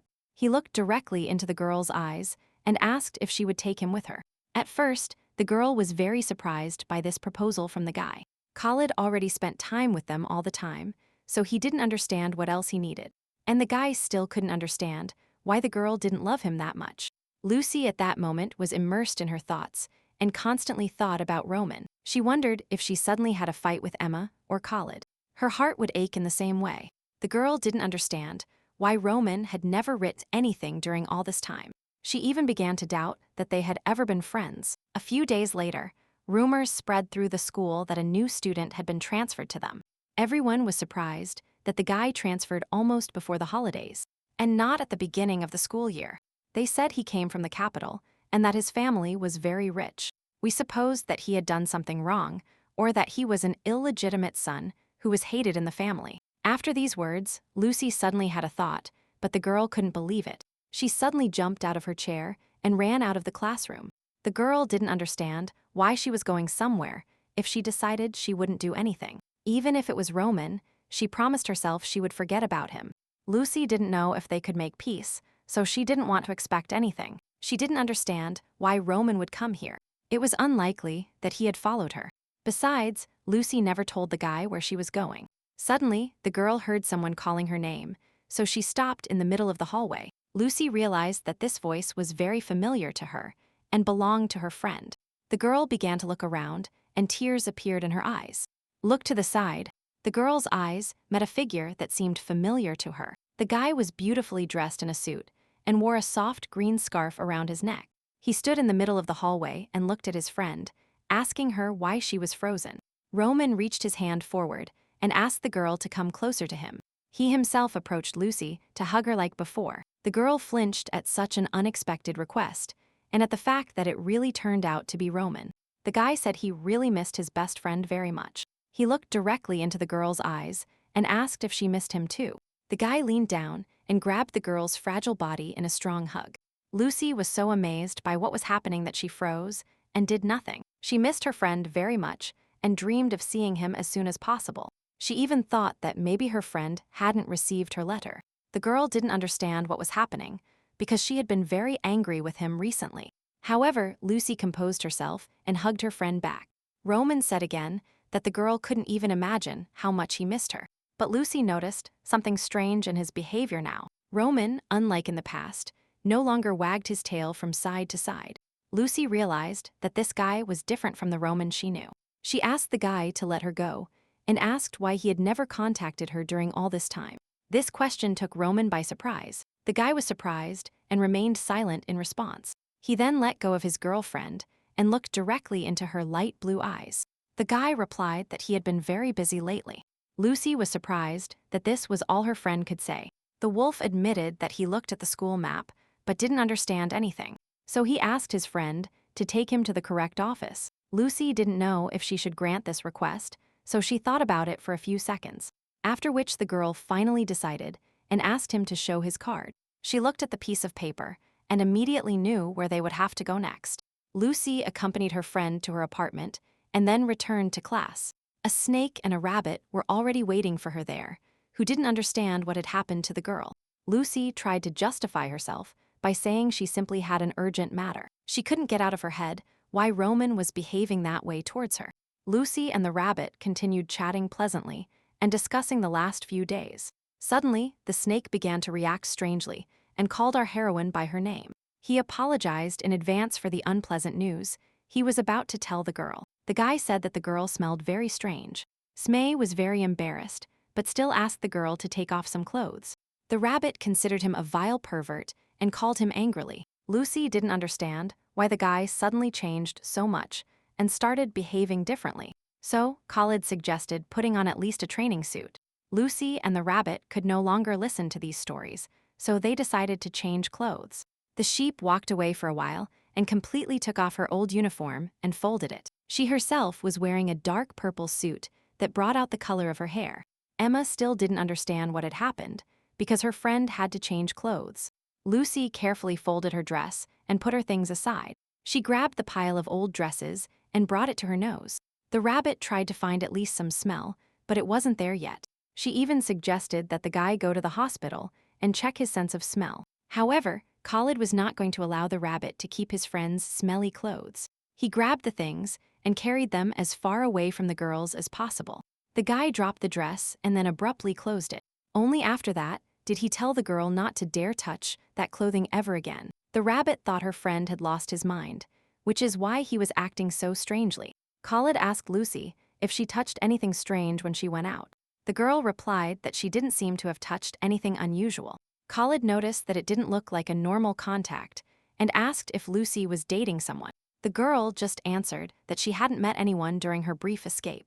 The snake noticed that if the girl hadn't changed clothes, she wouldn't have been able to attend classes normally. Lucy immediately touched her tender horns, which she had been lubricating with cream for several days. And Khalid and Emma continued arguing, like every day. She still couldn't understand what this sudden story with the smell was. The guy clearly felt uncomfortable talking about this topic, so he tried to steer the conversation elsewhere. Emma and Lucy were not very happy with this situation. And at that moment, Khalid took the advice, sat down at the table, and held his head with his hands. He suggested telling the girls not to do something, but he didn't explain it in any way. And Lucy again found herself in a situation where two friends were fighting next to her. The girl was already used to this, so she didn't pay much attention to their harsh words. Instead, she remembered the encounter with Roman and didn't understand why he lied. Several days have passed since that incident, and rumors about Roman have already spread throughout the school. People were commenting that on the first day the guy hugged someone very tightly in the hallway. Everyone was sure that the guy had come to this school to see his girlfriend. They considered this a very romantic gesture and were on the guy's side. Lucy overheard all these conversations and couldn't help but worry about them. Khalid noticed that the girl was especially distracted today. He asked if the girl was really okay because she didn't look very well. The guy asked her to at least tell him what was going on. Lucy turned to the window and said that nothing unusual had happened. The girl was confused because she didn't know why Roman came to school. The sheep didn't understand why Roman was so cold to her. Lucy expected the guy to at least contact her with roses after their fight. The girl was lost in her thoughts and didn't notice the end of the lesson. Khalid suggested that his friend go for a walk and get some fresh air. Lucy really needed to regain some sense, so she agreed. The guys went out, where the snake once again noticed that the girl was behaving strangely. Lucy wondered if she still had that strange smell. She was very interested to know what exactly this smell was. Khalid immediately imagined a huge gray wolf, which he associated with this smell. The guy said that the smell was a bit dangerous, but he didn't go into details. Lucy didn't like her new friend's vague answer very much. She saw that the guy seemed to want to tell her something, but didn't dare. He said to make sure to come to him for help if anyone offended her. At that moment, a rabbit ran up to them and told them it was time for lunch. The guys realized that they needed to head to the cafeteria if they wanted to have time to eat something. For lunch, they ate a standard ration of vegetables and fruits with various drinks. Lucy had no appetite at all, and her head was a complete mess because of Roman. The girl was sitting in the dining room when suddenly the guy appeared there, accompanied by other people. Lucy noticed him immediately and began to follow the guy with her eyes. It seemed to her that now, he was starting to look even more mature than before. The snake looked at Roman and asked if that was the famous Baskerville. Emma noticed that the guy was very handsome, and it was impossible not to pay attention to him. After this, the rabbit and the snake began to argue about how the wolf looked from the outside. Lucy, as usual, did not participate in the conversation, but simply watched Roman. Right at that moment, the wolf broke away from his conversation with his friends and looked at Lucy. The girl noticed that their gazes met, and she looked away first. However, Roman was not going to let her go just like that this time. He said a few words to his friend and headed towards our friend's table. Emma was horrified because the guy was looking at her and walking towards them. Khalid was not happy that the girl was scared, so he turned towards the wolf. However, the guys absolutely did not expect Baskerville to approach them and call for Lucy. The girl also didn't expect the guy to address her so openly. Roman, for his part, asked the girl for permission to have lunch together after all this time. Lucy immediately realized that her quiet school life was over. The girl had already noticed these curious glances directed at her. Roman didn't notice anything around him and asked for permission to join the group of friends at the table. Lucy didn't understand why the guy started acting that way, even though he was cold at first. The rabbit noticed how strangely his new friend reacted to this wolf. The girl immediately guessed that the guys knew each other and were very close. She jumped out of her seat and started gathering the kite from her place. Emma pretended that they needed to discuss something urgently in private. Roman watched the two leave with his gaze and then turned towards the people. He realized that these guys were very close to his girlfriend in the new school. After they left, the wolf calmly sat in the empty seat at the table. Roman looked at Lucy and asked if she was friends with that snake. The guy was worried that it might be dangerous because Khalid was too big.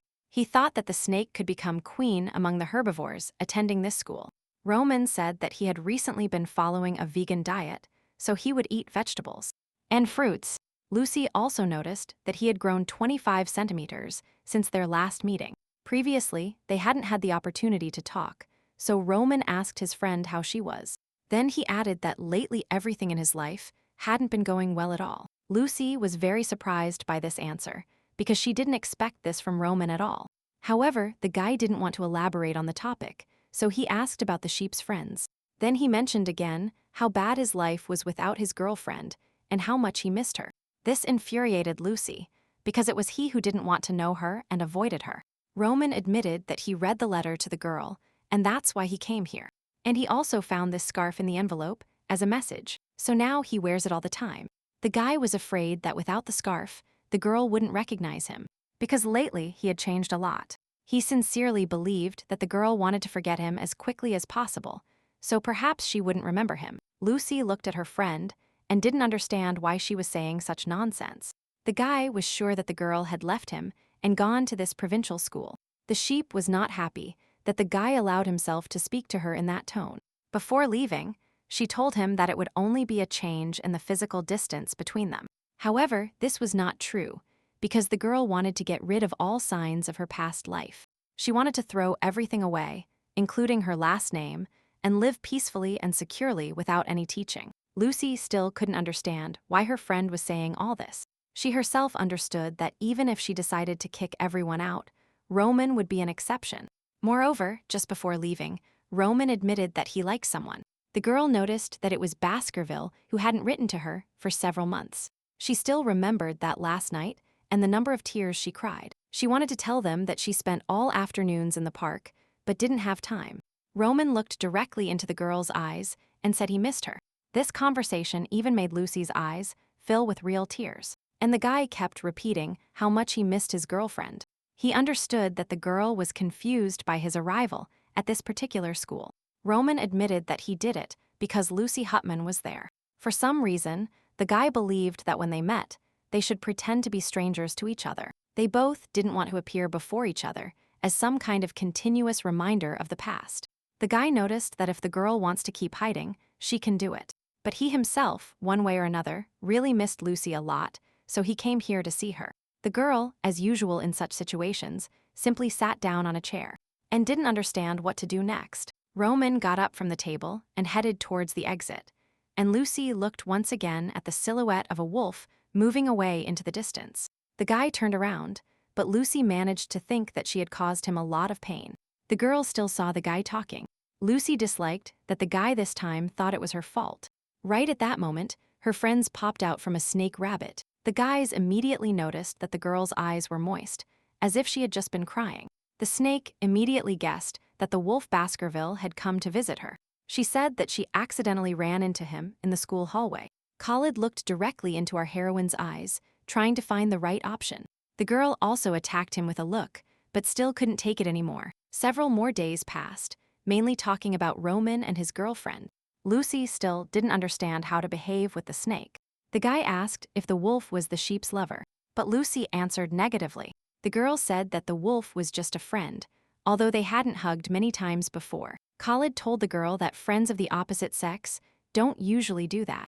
Moreover, he noted that you don't necessarily interact with him if you don't meet. Before she could say the most important thing, Emma entered the room. Khalid and Lucy were immediately forced to interrupt their dialogue. The snake was the first to regain composure and greeted the girl friendly, waving her over to approach him. Emma approached, and again they started discussing all sorts of topics, like true friends. Lucy was glad the girl had appeared, because in that case the snake would leave her alone. Only now did the sheep realize that Roman did not consider their relationship friendly at all. Lucy decided for herself that she needed to resolve this misunderstanding as soon as possible. Time passed quickly, and real autumn had already arrived outside the window. The girl decided for herself that today she had to clear up all misunderstandings. From the morning itself, she was as decisive as possible in her actions. Lucy made noise with her heels and headed to the next class. The girl simply entered, and immediately from the door demanded to be shown where Roman Baskerville was. The guy was standing right in the center of the room, talking to another girl. He noticed that Lucy approached him and wanted to talk about something very important. This time, the girl decided not to restrain herself and to say everything out loud and clearly, regardless of others' opinions. The first thing she noticed was that Roman missed her as much as she missed him, although the girl was sure that the guy was even more bored than her. The people in the class, of course, overheard their conversation and already began to whisper. Roman looked at his girlfriend and remained silent for a while. Lucy saw that she was not getting any response, so she began to worry. The girl looked away and invited her friend to talk about it a little. Roman still couldn't answer anything and remained silent and looked at the girl. Then he said that he already had a date at that time, so he was a little busy. Lucy didn't expect this turn of events at all, so she was confused. Roman seemed very inflexible in his decisions and actions. Then, the girl next to him suddenly woke up and said that she was the one who invited him to dinner. She even invited Lucy to join them if she wanted to. Of course, the girl didn't do this and politely declined the invitation. After which, Roman said goodbye to his girlfriend and told her they would see each other next time. Lucy was confused because she was sure that the guy moved to this school because of her. Roman himself recently told her that she was not offended at all, and now he just turns around and once again leaves the conversation. Lucy thought that they had already distanced themselves enough. She spends time with her friends. Roman spends time with his friends. Late in the evening, in a large provincial town, the windows of many people are still lit up. Lucy was drinking hot tea from a huge mug when she noticed something unusual. There was a small paper note tied to her purse that wasn't there before. It said that Roman asked her to give him a tour of the school at night. Lucy was surprised that Roman wrote her a note. At the appointed time and day, the girl appeared in front of the closed park. Lucy could not miss the meeting, so she arrived on time and immediately began looking for her friend Roman. And at that moment, the guy stood calmly in front of the entrance gate and waited for her. First of all, he smiled sweetly and thanked the girl for coming to him. The guy took a couple of steps forward and slowly reached out his hand towards the girl's face. He gently stroked her cheek and realized that the girl was cold. Immediately after this, the guy rushed to hug his friend to help her warm up. They remained like that for several minutes in complete silence. Lucy didn't understand at all why the guy suddenly started behaving this way if she recently felt cold. The girl realized that his hug was too long for the usual friendly greeting. She recalled the snake's words about the smell and asked if the wolf could smell it. However, from Roman's surprised face, the girl guessed he didn't understand what she was talking about. Roman wanted to figure it out and asked Lucy again what smell she was talking about. The girl said that yesterday they told her a strange smell was coming from her. Roman was angry because one of her friends said such a thing. Lucy promised to introduce all her friends to Roman, but she was still worried about the smell. The girl talked a bit about how wonderful her new friends Emma and Khalid are. Roman stepped forward and gently took Lucy's right wrist. He smelled the girl's hand and said he only smelled a pleasant aroma. The guy decided that the snake had simply decided to play a prank on the girl and tricked her, and the guy also noted that if he were in the snake's place, he wouldn't joke like that with the girl. What worried Lucy at that moment was that her friend's tail was motionless. She didn't understand why this was happening, because before he had never found a place for himself. The sheep removed her hand from the wolf's hands and added that the snake was not such a bad person. Even though she likes to joke, she will never try to offend anyone. The kids walked calmly through the park and talked about various abstract topics. Lucy noticed that her friend seemed like a completely different person, which interested her. The girl admitted that after a while, the guy started to seem a little strange to her. However, Roman noticed that he remained the same as before. Lucy looked at her friend under the night sky and couldn't take her eyes off him. She wondered why he asked her to give him a tour of the school at night. Roman generally continued talking about the fact that Khalid is a bad guy. Roman asked how the sheep managed to become friends with this wolf. Lucy replied that she was lucky, because both Emma and Khalid talked to her first. The sheep asked Roman how his day went. Why didn't he ask that girl to show him the school? The guy replied that he was simply bored with her, and that's why he didn't do it. Lucy was glad that her best friend had decided to invite her on the excursion. However, the girl was still fiddling with her fingers due to her excitement. This moved Roman a little, who watched the girl attentively. He covered her hands with his palm and noticed that the sheep was all cold. He promised to accompany the girl home when she left. This proposal greatly surprised Lucy, but she liked his concern. Today was a very clear night, and there was a full moon in the night sky. Roman said that, in fact, many things happened to him during Lucy's absence. The girl was ready to hear this whole story, so at first she was afraid. Lucy understood that the guy wanted to tell her something, and the excursion was just an excuse.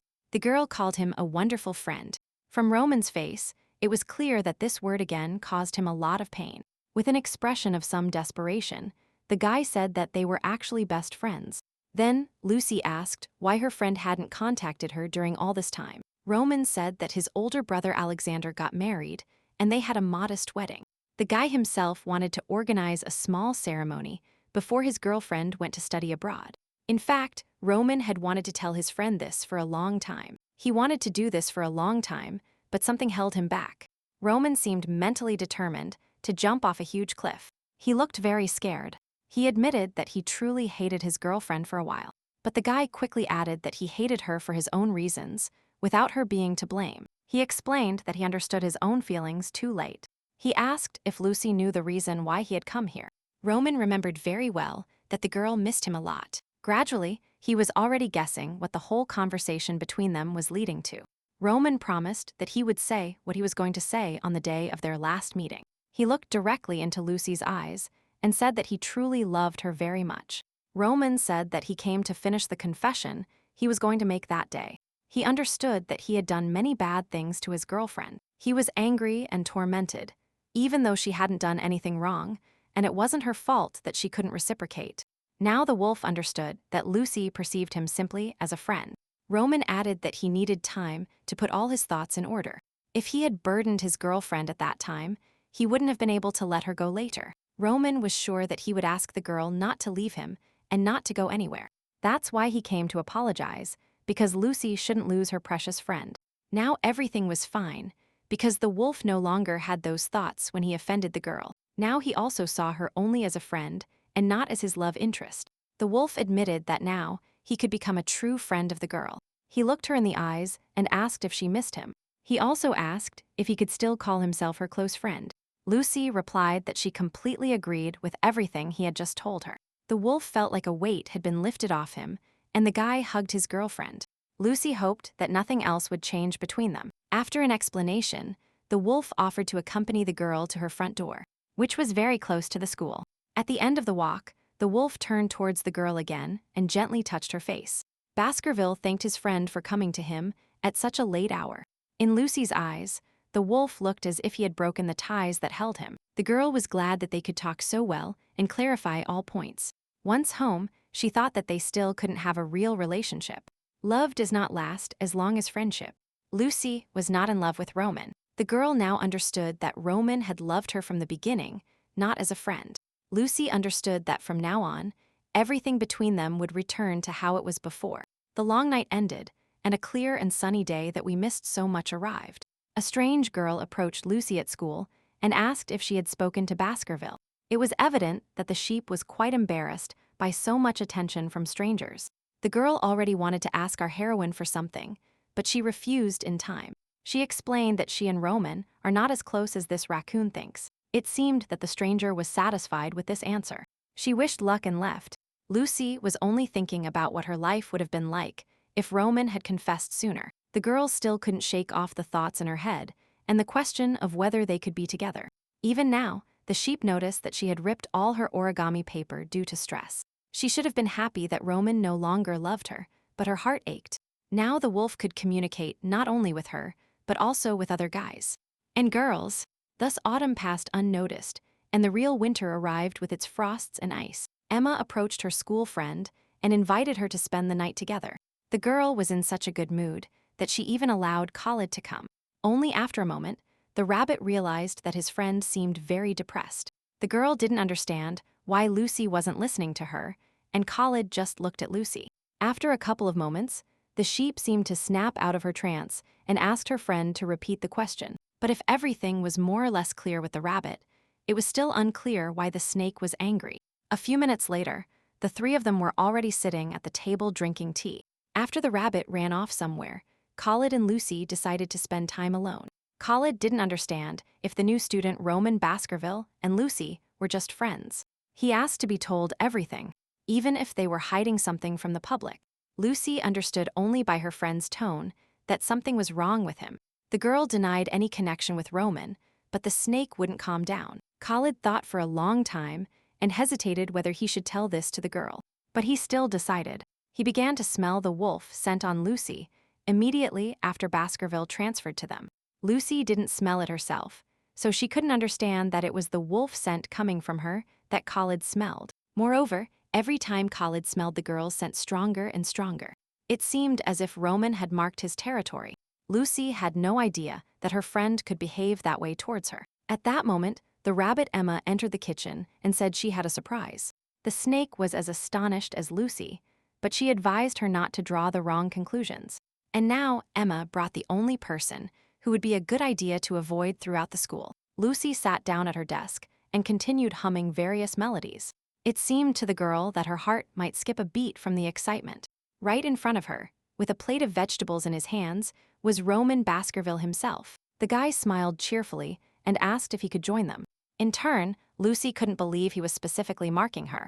Emma saw the confusion on her friends' faces and misinterpreted it. The girl ran to the snake and invited him to dinner today, just the two of them. The guy didn't want to leave his girlfriend with the wolf, but the rabbit was very persistent in her beliefs. Emma quickly persuaded the snake to leave the room and leave Roman alone. And Lucy. Roman followed the retreating couple almost to the end. Lucy regretted that the guys left because she would have liked to introduce them. Roman had no choice but to join Lucy and chat. The guy even suggested that the two were dating. He recalled how the snake looked at the rabbit with a dreamy look.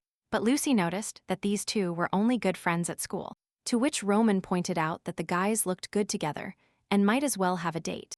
However, he also pointed out that the guys have the same relationship as before.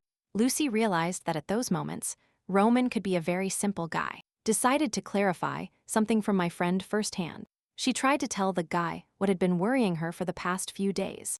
Other predators clearly notice that Roman's scent is on the girl. The guy did not expect such a turn of events, so he suddenly grabbed the girl's hand. He smelled and said he smelled absolutely nothing. Roman brought the girl's hand right to his lips and inhaled her aroma. He didn't know where else this smell could come from. In general, Lucy felt very embarrassed by this move, so she simply agreed with the man's arguments. Roman remembered the girl's words that she and Khalid were good friends. Near the school, almost everything is grass, so the guy might feel selfish about the amount. Apparently, the wolf considered him a cold and calculating maniac, but Lucy asked him not to do anything. But after this walk, her hands did not get cold. Roman began to worry that Lucy would get bored there.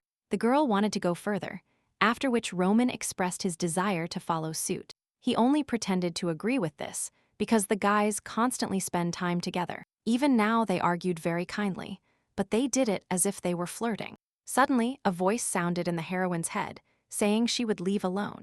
The guy smiled mischievously and asked if the girl had a day off on the eve of Robe Day. The guy still had no friends or family here, so sometimes we want him to spend time with familiar faces. Roman was very happy to finally be able to make these desserts this year. Lucy told her old friend's proposal to Emma. The girl said that you must agree, if only to get a good position. The rabbit wanted to unite the sheep and the wolf, because this way Lucy could become Baskerville's girlfriend. Moreover, their meetings always end. Even among people, there is a proverb. I recently heard that you must first make a good impression to start dating, and then get married.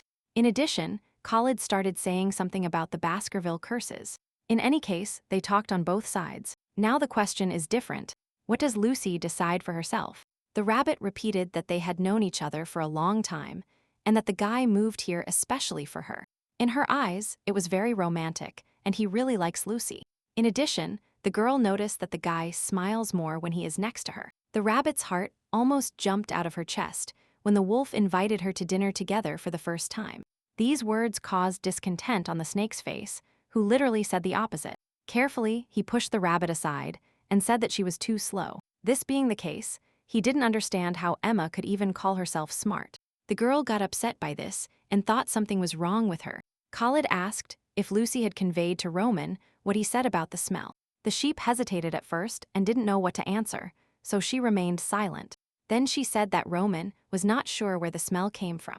This answer greatly angered the snake, who understood that it was complete nonsense. Khalid believed that this guy was really dangerous, and Lucy was now in danger because he hesitated. Emma didn't understand why the guys didn't like each other so much. She even suggested they were fighting over territory. The words that the snake was jealous of the wolf finally led him home. After that, he started fighting with Emma with vengeance. Anyway, it didn't matter, because the rabbit and the lamb agreed to spend the Cassock day together. The snake felt embarrassed to have been invited to such a homely family event. He was glad to be invited and asked the rabbit what gifts he should bring. The girl reminded them that they had no food for predators at home. So Khalid promised to bring stomach medicine so it would be easier for him to eat only vegetables. Lucy looked at her friends and suddenly realized that she exuded a special atmosphere. The snake pretended that he could eat something that he couldn't even swallow, as was the case with the carrot. Then the girl remembered Roman, who could eat grass and fruits to survive on a desert island. Suddenly, the girl realized that at that moment, he was talking about how they could live happily together. Only then did she realize that Baskerville was trying to be kind to her. Out of frustration and lost opportunities, Lucy clenched her fists. The girl would prefer not to think about it at all, and if only she knew how much she would regret it. And she would miss the time they spent together. Roman, through a note, asked the girl to show him the city, as he had just arrived here. But he had many friends for that. A few days later, the public school started its vacation. Lucy could finally stop waking up very early and sleep as much as she wanted. But this was not meant to come true, because someone started throwing a stone at the window. From this constant sound, our heroine woke up and opened her eyes. The girl wanted to see what was happening on her balcony, so she got up and headed towards the sound. She barely managed to return another stone that flew past her head. Roman was downstairs, apologizing for almost hitting the girl. There were no messages from her, so Baskerville went directly to her house. Roman said he had been waiting for the girl for a long time, but she was sleeping. And that's why he didn't hear her. The guy noticed it was still early, but offered to come down and take a walk together if the girl didn't mind. Lucy noticed that the guy was still wearing his green scarf. The girl noticed that the guy wasn't wagging his tail yet. He was probably not having much fun spending time with her. The guy said he doesn't have any friends because he just moved to a new school. Although Lucy G decided to communicate less with him, she felt flattered by his attention. After a while, the girl put on casual clothes completely and went out. Her best friend, Roman Baskerville, was waiting for her at the door. The guy opened the carriage door and helped the girl get in, after which they left. Roman looked at his friend and said with a smile that he would definitely buy her something. Lucy noticed that her friend still wore his scarf. The guy noticed that he liked it a lot because it was the gift she gave him before leaving. Roman also shared that he explored the city center a little ahead of time before the walk. The school children told him about many interesting places during their studies. The guy added that the girls in his class tell him almost everything. They are very kind. Suddenly, the carriage stopped, and Lucy looked out the window to see where they were. Lucy immediately replied that she was not hungry and had no intention of going anywhere. Roman remembered very well how the girl, literally recently, was ready to eat everything. Then he opened the carriage again, took the girl's hand, and said goodbye with a bow to the coachman. Lucy was forced to admit that she behaved very bravely. At first, the guys simply stood opposite each other and looked at each other with strange eyes. Lucy was embarrassed and radiated some self-confidence. The girl said that all this is only because the guy is now taller than her. The wolf was worried about what still seemed unknown to her. Lucy shook her head back and forth and said that all that was wrong. The wolf was incredibly happy that the girl was not afraid and remembered. After that, he opened the door again, and the couple entered a small, cozy cafe. The guys took the menu, selected several drinks and desserts from there, and gave it back. At some point, Roman extended his hand forward and asked Lucy to give him hers as well. The girl sat quietly and drank tea and did not understand why he needed to do this. It seemed to Roman that Lucy was cold. That's why he wanted to warm her up this way. Lucy heard that sheep stay away from each other in winter, but in summer, they huddle closer to each other. The guy asked why the girl was not going home during the holidays and if she wanted to stay away from him. The sheep attributed everything to the fact that the holidays were too short and she needed to prepare for the next semester. Roman was happy about this, but Lucy understood that this was not the main reason. She herself did not understand why she was staying. While the guys were talking, a pile of delicious ready-made pancakes had already been brought to them, covered with maple syrup and berries. Lucy was drinking tea, and Roman offered to cut pancakes for her, so the atmosphere resembled a date. The wolf promised to accompany the girl everywhere if she wanted, of course. He himself thought to start by adapting to the local environment. Tomorrow, for example, a classmate would invite him home. Lucy was very curious about this classmate, but she had no right to ask that. The next day and the day after, there were no messages from Roman. Lucy Hutman hated that everyone wanted to go out with Roman Baskerville. She couldn't think about anything else because she was jealous of him. Lucy admitted to herself that she wanted Roman to be only for her. The girl definitely wanted to get rid of this terrible feeling. She wanted to open her soul to someone, like Emma, but she wouldn't be able to understand the feelings she was experiencing. There was another option, Khalid, who perhaps knew what those feelings were. He was also a predator, so Lucy was more inclined to talk to him. Finally, after a few days, the holiday in honor of Reese Day arrived. On the street, everything was completely decorated for various types of fairs and performances by artists. Of course, Lucy went to celebrate this holiday in the company of her friend Roman. And now, the young man offered to win her a toy in the upcoming competition. Here it was necessary to knock down the desired toy with a special weapon.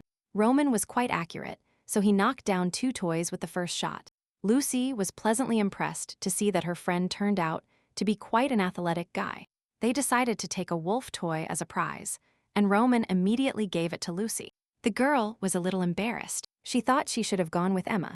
Roman noticed that the girl was very pale, so he asked her if she was okay. To this, the sheep replied that she was just a little dizzy. The next second, I noticed the guy reaching out his huge hand to her. The young man touched the girl's forehead and immediately understood what was happening. She had a fever, so Roman suggested leaving immediately and returning home. Already sitting in the carriage, Lucy apologized for ruining her friend's visit to the holiday. The guy wasn't particularly worried, because at first, he didn't really look forward to this day. These words hurt Lucy a little, because now her friend no longer looked forward to the moment he could spend time with her. These thoughts made her feel uncomfortable. The girl folded her hands in her lap. After a while, the coachman arrived at Lucy's house and stopped in front of the main door.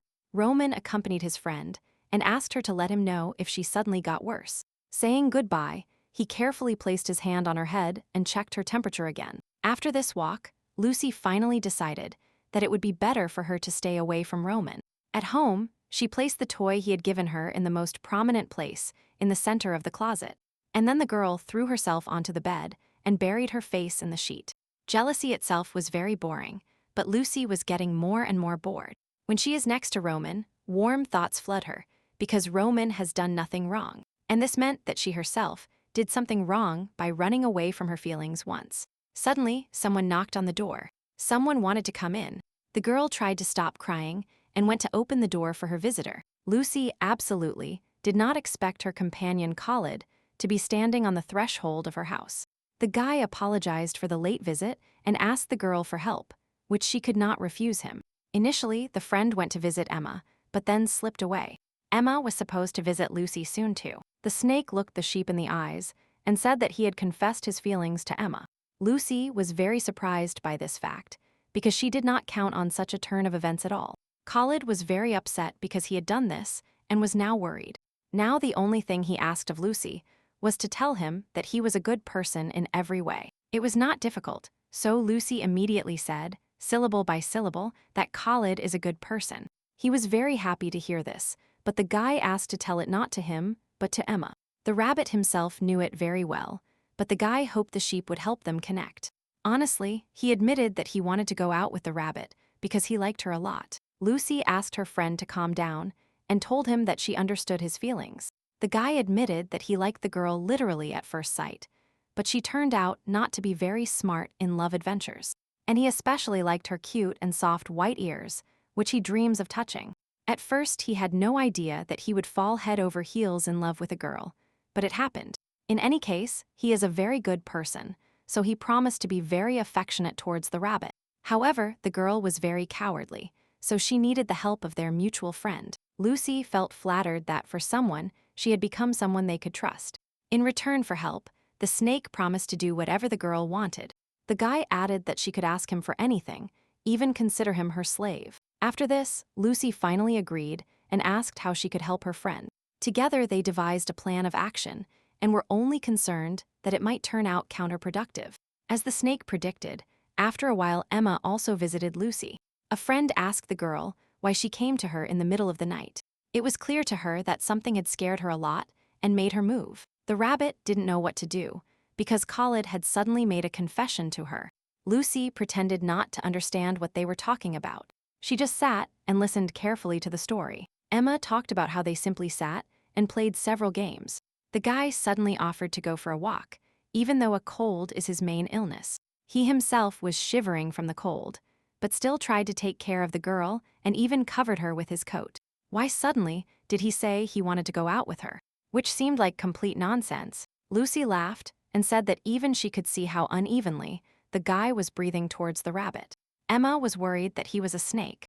They were completely different from head to toe. The girl was also worried that up to this point the three of them had only been great friends. Lucy saw that the girl was saying nothing and was sitting embarrassed and silent in front of her. The sheep recalled that on the first day, Roman had also suggested they were a couple. Then he said that the two of them would make a great couple because they get along well. Only now did the girl understand what he meant by these words. The bunny at that moment reached the point where she wanted to scold the guy for confessing without warning.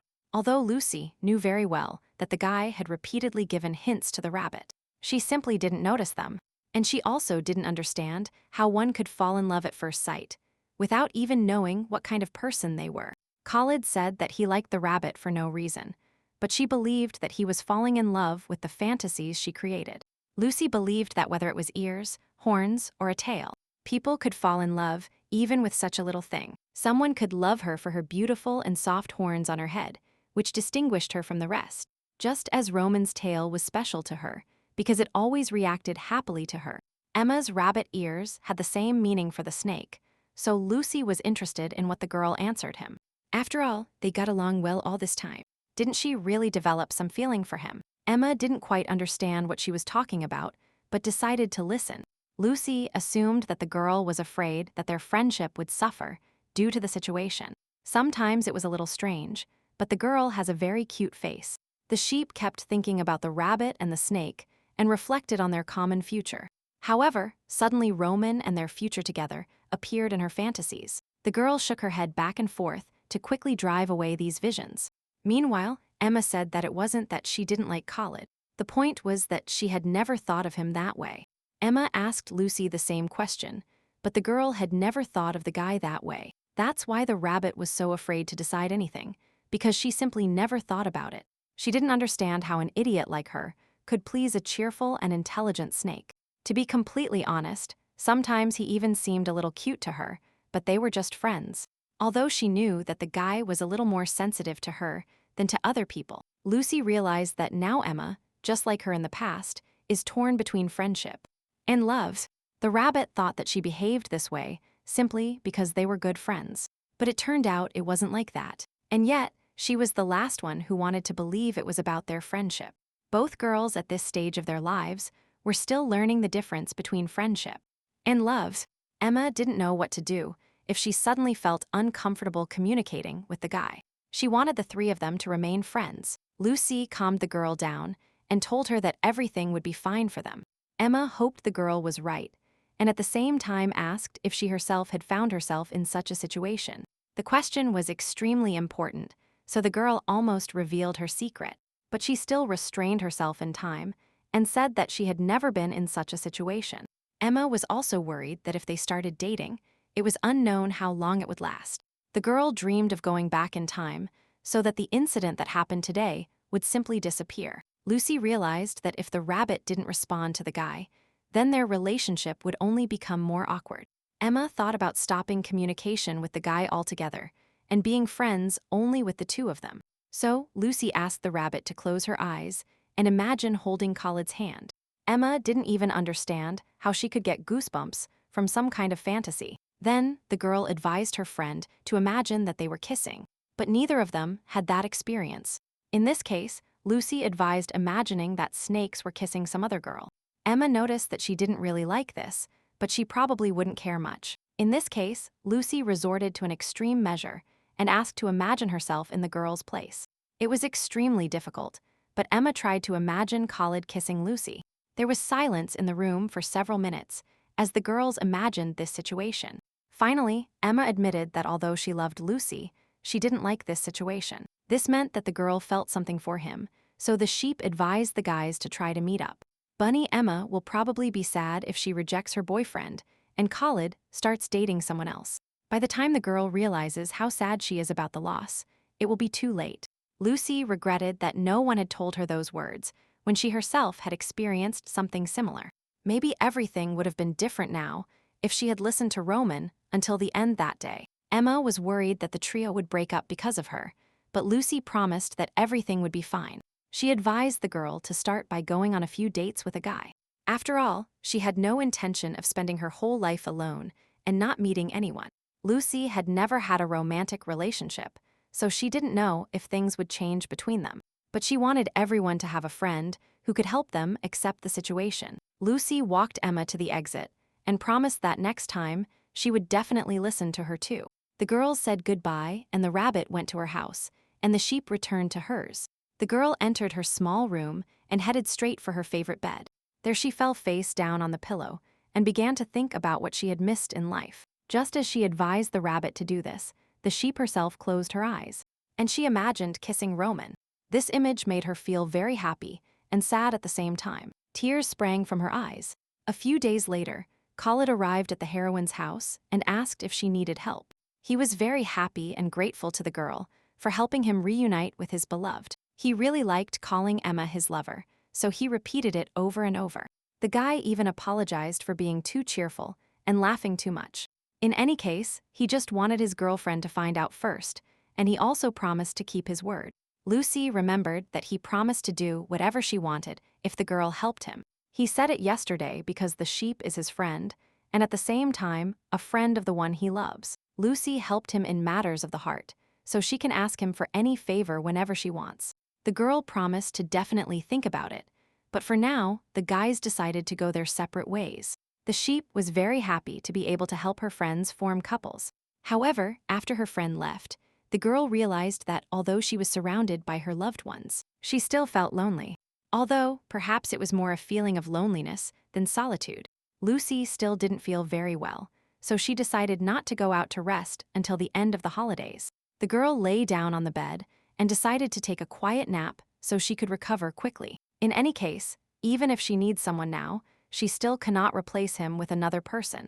She really didn't know what she was looking for when she came here, or conversely, she wanted to throw something away. Now the girl's whole body ached. She thought it would have been better if she hadn't met Roman. She was sick, so she fell asleep quite quickly and heard nothing of what was happening around her. That's why she missed someone throwing something at her window and breaking the glass. The next morning, the girl woke up and realized she had caught a cold. She looked at her dresser and was surprised that the wolf was right in the center, although she didn't seem to have put it there. Then the girl saw that her bedroom window was broken. Due to the wind, it was very cold in her room, so it was necessary to quickly resolve the issue with the window. The girl even thought she needed to go home so she wouldn't catch a cold. Lucy prepared some tea to warm up after sleeping with the window open. As soon as she relaxed for a minute, the girl also began to imagine kissing Roman again. Lucy didn't understand what was happening to her lately and what she should do next. To begin with, the girl decided to take care of the window, which she had already covered with rags. She remembered clearly closing the window, so she didn't understand why it broke. Suddenly, a sharp pain shot through her left leg as she moved around the room. Lucy looked down and saw that it was a shard of glass sticking into her leg. The girl carefully bent down and tried to carefully pull out a piece of glass. It still hurt a lot, and her foot started to bleed. The first thing to do is stop the bleeding and wrap the wound with a bandage. However, no matter how hard Lucy tried to do this, the blood kept flowing. The girl had already started to fall into despair because the bleeding would not stop. She feared that the worst had happened and that the shrapnel had hit an important artery. Due to blood loss and stress, Lucy began to feel dizzy and urgently needed to call someone for help. Luckily, Emma was nearby and rushed to help her friend. First, she just needs to provide first aid, so the rabbit asked the girl to close her eyes and be patient. Her hands were trembling with fear when Emma, the rabbit, unwrapped the old bandage, which was completely soaked in blood.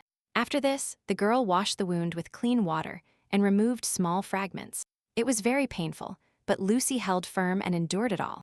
The rabbit suggested that the wound might be too deep and suggested going to the hospital. They usually go there for serious cases, but Emma believed that this was exactly what her friend needed. She carefully wrapped her leg in a new bandage and literally begged Lucy to go to the hospital with her. The sheep said that she woke up in the morning and saw that the window was broken, and then accidentally cut herself on it. The rabbit didn't understand how the window could break on its own. It was evident that someone was to blame. She even shouted at her friend and told her to be more careful. Lucy decided to change the subject and asked how her date with Khalid had gone. The bunny began her story by saying that yesterday they met early in the morning. However, at first, she didn't understand at all how to behave with him. It was very strange for her to see him as a boyfriend and not as a friend. Therefore, firstly, the girl suggested that her boyfriend try kissing. After the kiss, both felt much less awkward than on the first date. Lucy was simply surprised by the rapid development of her friend's relationship. The bunny saw her friend's reaction and began to worry that everything had turned out strangely. Lucy got goosebumps from so much speed, and the girls understood why the guy smiled so much yesterday. To reassure her friend, she compared their kiss to trying something in a store before buying it. Such an action was very rational, and in any case, the guys had already done it. Lucy could see from the bunny's face that they both liked that kiss. Emma didn't know how to explain it, but it was enough for her that she simply liked it. The girl looked at her friend and asked why she had such a lost look. She caressed the sheep's cheek and promised that their friendship would not change, that they would communicate as before. After that, Lucy calmed down and they continued chatting about her last date. Suddenly, the quiet conversation between two friends was interrupted by a knock on the door from the street. The girls hadn't called anyone, so they wondered who had come at that moment. Lucy had an injured leg, so the rabbit volunteered to go check who had arrived. The girl returned with a very happy smile on her face and invited the sheep to guess the guest. Lucy didn't expect anyone at all, so she couldn't even guess the visitor's name. Unexpectedly, it turned out to be her best friend from the old days, Roman Baskerville. The girl didn't expect to meet him at all, so at first she even forgot about her injury and jumped up from her chair. However, the leg immediately became apparent, forcing the girl to sink back into her seat. The rabbit explained that the sheep was injured when she stepped on a piece of broken glass from the window. She also asked the guy how he knew where Lucy lived. Roman looked at his girlfriend's eyes first, then looked down at her bandaged leg and suddenly became very sad. The rabbit didn't understand what was going on here and why the guys were behaving this way. Roman looked into his girlfriend's eyes and told her he was very sorry. Emma saw that they were about to have a serious conversation, so she decided to leave early and give the guys a chance to talk. She thought the couple was in the same situation as her, so she decided to help her friend. The girl winked at her and then slipped away to give the lovers a chance to be alone. Lucy didn't want them to abandon her and leave her alone with Roman. She looked at the young wolf and asked why he had come here in the first place. The man said he could still smell the blood on her leg, so he asked if he could look at the wound. After the girl's permission, he carefully picked her up and carried her towards the exit. Lucy tried to convince him that she would go to the hospital herself if necessary. However, the guy believed that the girl was talking nonsense and was not going to leave her. He carefully helped the girl get into the carriage and ordered the coachman to head towards the hospital. Lucy thought the guy was worrying too much about trifles. However, Roman admitted that he was the one who broke that window in her room. It seemed to him that the girl was sick, so when he passed by, he lightly threw a stone at her. He hoped this way to call the girl to the balcony, like last time. However, he miscalculated his strength and accidentally broke it, but he was going to tell her everything. Yesterday, he came to Lucy's house because he was worried about her and her health. In this case, Lucy decided to accept payment for the broken window and also for the hospital bills. Roman even advised me to tell my parents about him, but the girl said that everything happened by accident. She wasn't angry with her friend at all because nothing serious had happened. Roman promised to make amends and fully compensate for all losses, but he was still upset that the girl called Emma instead of him when she got hurt. It seemed to Lucy that the guy was the first one to start treating her with indifference. The girl was worried about going out without shoes and without makeup, but Roman noticed that even in this form she looked beautiful. After these words, Lucy asked him if he said this to all his friends. After a while, the carriage stopped in front of the hospital, and the guy extended his hand to help the girl get down. Lucy noticed she could walk on her own, so she refused help. He insisted that she shouldn't step on the injured foot, but if she didn't want to accept help, he would do something different. The guy simply took Lucy in his arms, as if she were a small feather. He asked the girl to stop being stubborn and to trust him this time, but she was worried that others might see them in such a strange position. Roman didn't understand why the girl was making such scenes, because the more she behaved like that, the more attention they would attract. At the hospital, they cleaned the girl's wound, extracted small fragments, and treated the edges. Lucy was even a little tired of Roman acting like a mother hen and worrying too much. The cut on the girl's leg was small, so it wouldn't be very noticeable even if there was a scar in the future. Roman blamed himself for everything, because besides this, something else could have happened. Lucy said he didn't need to blame himself for anything, because only he, Emma, and she herself knew about this incident. Still, Roman considered it wrong and felt guilty. The guy invited the girl to take her home and knelt down so she could get on his back. The girl was embarrassed to do this and wanted to go herself, but she was still not allowed to. Lucy didn't understand why the guy treated her so well if he didn't even feel anything for her. Still, she has many options, so the girl carefully climbed onto his back and let herself be carried. At home, she said she wanted to rest a bit and promised to call Emma if she suddenly felt pain.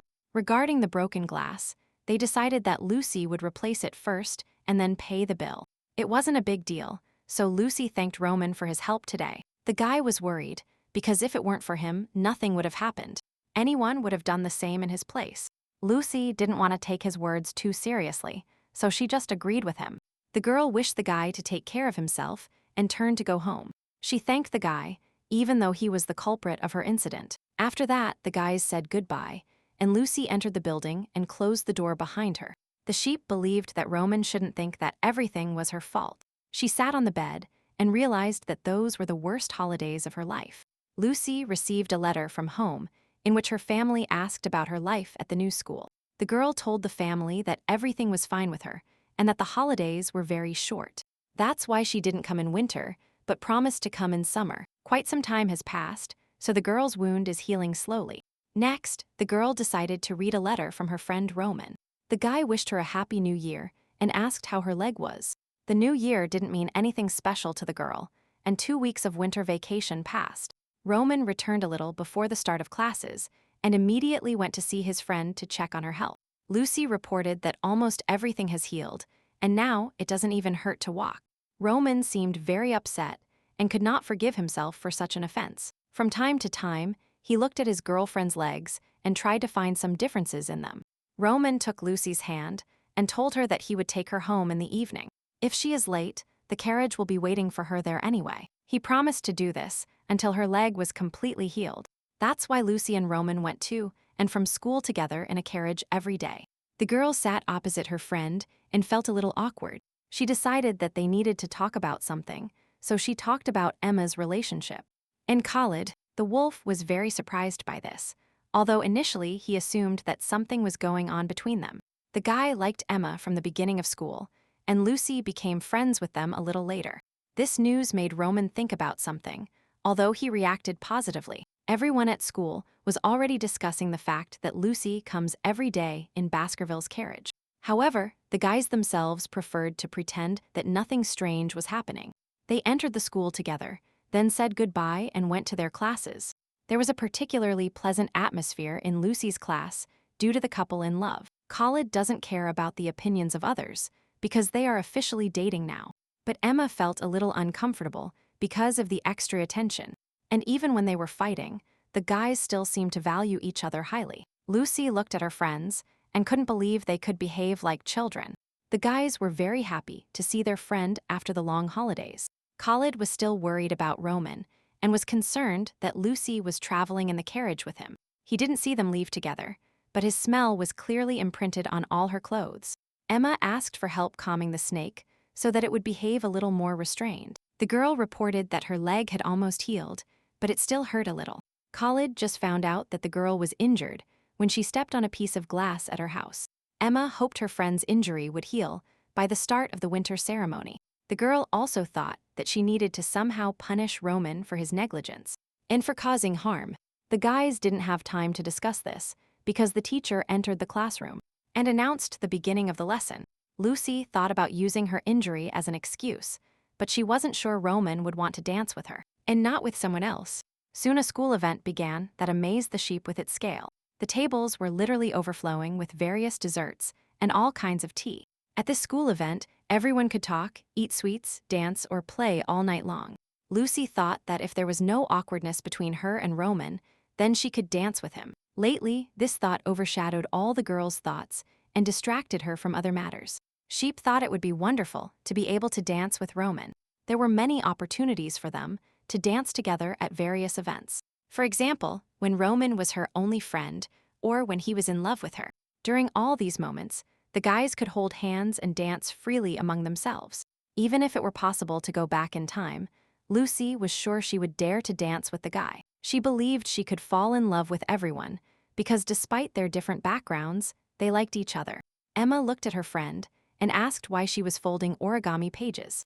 Lucy herself didn't realize how she started stealing sheets of paper from the notebook and making various shapes. Emma thought her friend was doing this simply because she was bored in this lesson, but Lucy understood that this was something more because she had never done origami before. Khalid also noticed his friend's confusion and realized something was wrong. Lucy noticed his gaze and thought she might ask him for advice later. For now, the guy distracted his bunny girlfriend and gave the sheep the opportunity to be alone. The best way to distract herself now was to focus on her own feelings. That's why the snake covered the rabbit's hand with hers and squeezed it gently. She didn't understand why people couldn't live alone and felt lonely when she was alone. The kids went to play cricket, and Lucy said that if she got in the way, they shouldn't tell her directly.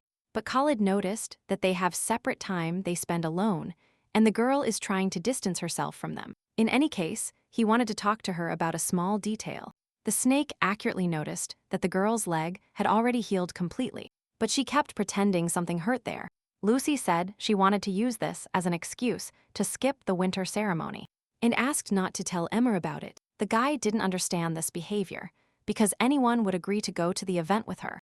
And then the guy added that the girl was clearly thinking of going there with Baskerville. Lucy was very surprised that the guy called her by her real name, Leopard Ear. Khalid admitted that his family has connections with the press, so he simply guessed everything. When he first appeared at school, Roman behaved as if he knew the girl, and Lucy herself seemed to be among herbivores for the first time. This was clearly visible, for example, after the incident with the cuticle cream on the horns. And among those Roman might have known, there was a man known since his birth. From our time as sheep, Lucy remembered that the press wanted to publish about this, but almost went bankrupt. The girl admitted that she just wanted to live a little bit of a normal life before going to college. But Khalid immediately realized that it wasn't just about that, but that Baskerville was involved. The snake didn't understand why Roman approached them. He clearly followed the girl. Lucy said that before moving, they had a big fight over something stupid, and Roman came because he wanted to make peace with her. The guy understood that this all sounded like complete nonsense, and he didn't believe a single word from the wolf. He added that if it wasn't a breakup, then the guy has no reason to behave like this. The wolf is constantly circling around the girl. Without the consent of the person she isn't even dating. Lucy didn't understand what he was talking about, so she asked for clarification. Just as Khalid was about to discuss this in more detail, the ball immediately flew towards them.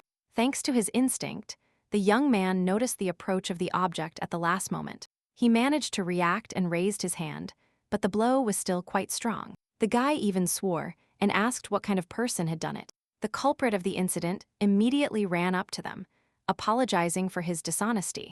It turned out to be Roman, who immediately asked if the guys were okay. Some hostility arose between the guys, so they stood in silence facing each other and watched. Roman apologized again for his awkwardness. Then he took the ball and left to continue playing. Khalid still didn't understand what kind of relationship the guys had. If they were just friends, then Roman's behavior was not normal and something needed to be done about it. The girl was afraid that Roman would find out that her leg had healed a long time ago.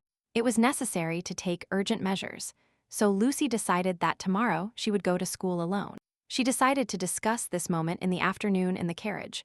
On the way home from school, Lucy mustered up her courage and told her friend that it might be a problem to walk alone. Roman pointed out that if the girl tries too hard while her leg is healing, the wound will not heal properly. After this, there was an awkward silence in the carriage that lasted several minutes. Previously, the girl told Roman that they would always be friends. So now she wondered if she had told Emma and Khalid the same thing. The guy admitted that he felt lonely, that he hadn't gone out for a long time, so he should start making new friends. He asked Lucy if she agreed with this arrangement.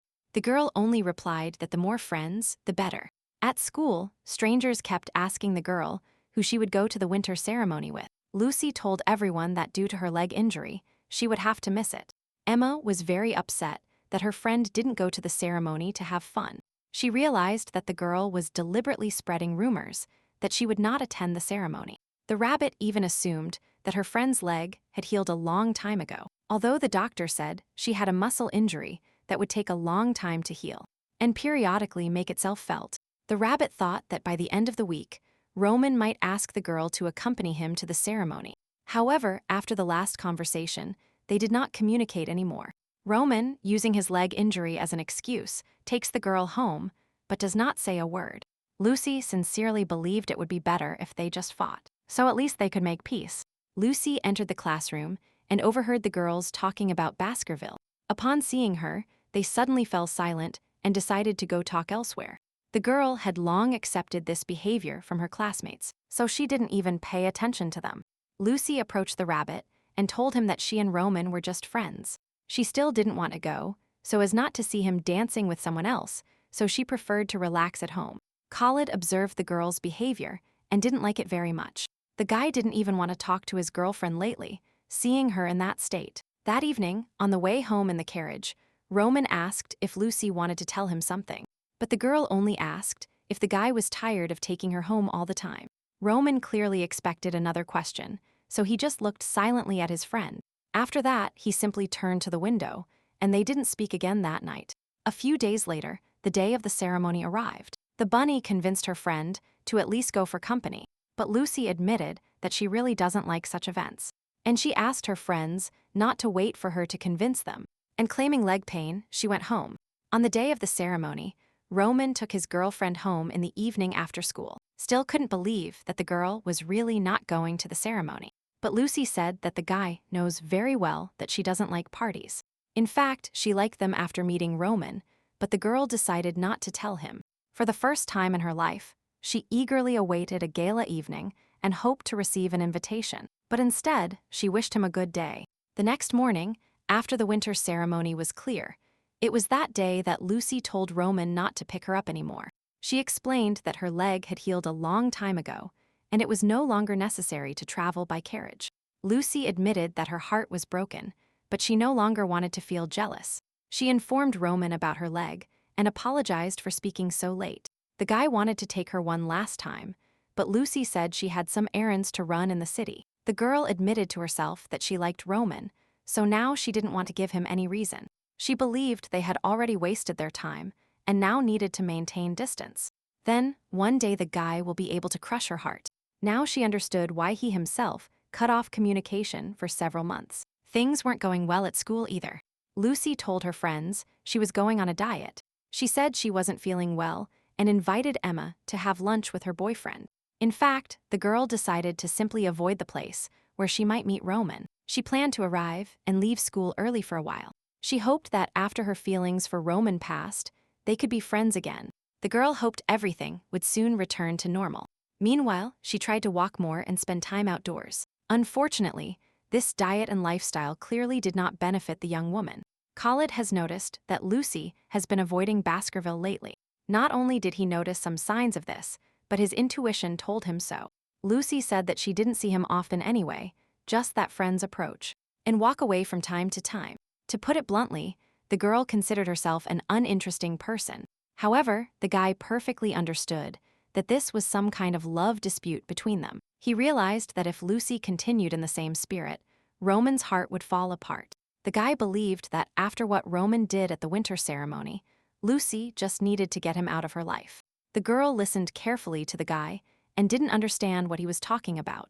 She said that even silly Emma already understood everything and offered to introduce her friend to her friends. Lucy kept denying that they had broken up because they weren't dating. The snake still couldn't understand the relationship between Roman and Lucy. The girl turned away and noticed with a sad voice that she had been rejected. She said she liked the wolf, but he didn't like her anymore. That's why the girl believed she had been rejected before anything had a chance to start. She asked not to call Roman a bastard because she was in love with him. The girl herself didn't notice the tears welling up in her eyes at these words.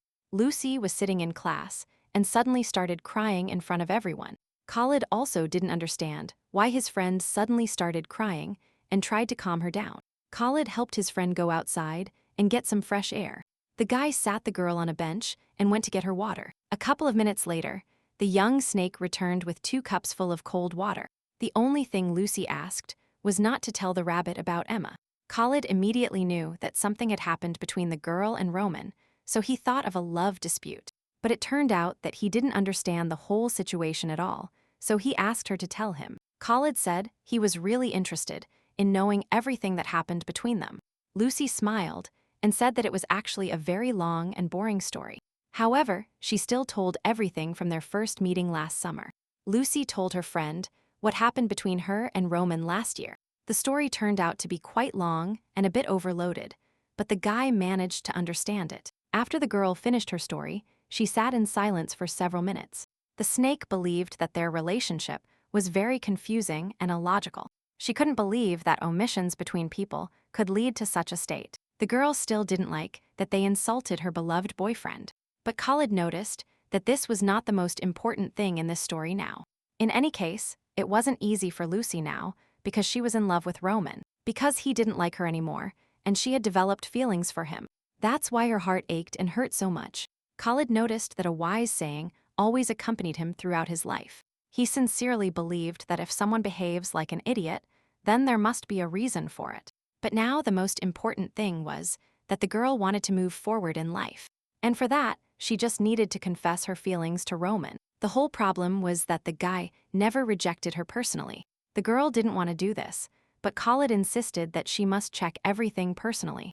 He advised the girl to have some courage and speak directly to the guy. He promised that he would help the girl with her relationship, just as she had helped him with his.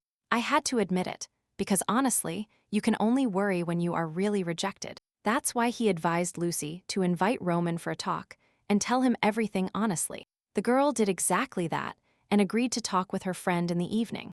Roman arrived on time, just as they agreed. He didn't look very cheerful. He didn't look very well due to his diet and constant stress. The girl was trembling a lot from fear, but still decided to speak. All her life she had been told that she should have a lion's heart, so the girl hoped she had inherited it from her ancestors. I tried to start the same sentence several times, but kept stuttering. In the end, the girl had enough strength to tell Roman that he was her first unrequited love. This is what Khalid advised her to do, to pay Roman back in the same coin as him. He said to talk about everything in the past tense, as Roman himself confessed. The guy advised the girl to confess the past tense, and then add that she had already stopped experiencing these feelings. He ordered her to take this as a task, to open up completely and feel relief. And after this conversation, he asked to contact him. That's why Lucy did what she did. She spoke about her feelings in the past tense. The girl decided that since this was the end, she could be completely honest. Lucy said that Roman was her first and only friend because he knew what she was really like. He was very dear to her. At first, she thought it was just friendship, but then I realized that everything had turned into love. But it was already too late. When their communication suddenly ended, every day felt like hell. That's why she was jealous of the people who had been by Roman's side all this time. She apologized to the guy and told him she didn't want this to continue. The girl hoped they could be friends again now, but she didn't have time to finish. Roman suddenly rushed forward and grabbed her by the shoulders. The girl did not expect such a turn of events at all, so she did not know how to react. The guy was holding Lucy by the shoulders, trembling all over, and constantly asking her why she decided to tell him this now. Lucy noticed that even Roman's tail started wagging, and he began to tremble completely, as if he were scared. The guy looked at the girl and asked her why she had stopped liking him. He suggested that maybe she stopped liking him because of the ceremony. Lucy didn't understand at all what was happening now, what all this talk was about. Roman thought she stopped liking him because he broke a window or said stupid things. He even asked if Lucy liked someone else now. It amazed him that a girl could stop loving him. The guy was desperate and shouted that he had made a mistake and forgave him to forgive him. He looked Lucy in the eyes and asked if she could like him again as before. Roman begged the girl to tell him something and not just stay there silently. The sheep did not expect such a reaction to her confession, so she did not know what else to do. The guy continued shaking his whole body and rested his head on the girl's shoulder. Suddenly, he started crying and asked her why she had stopped loving him.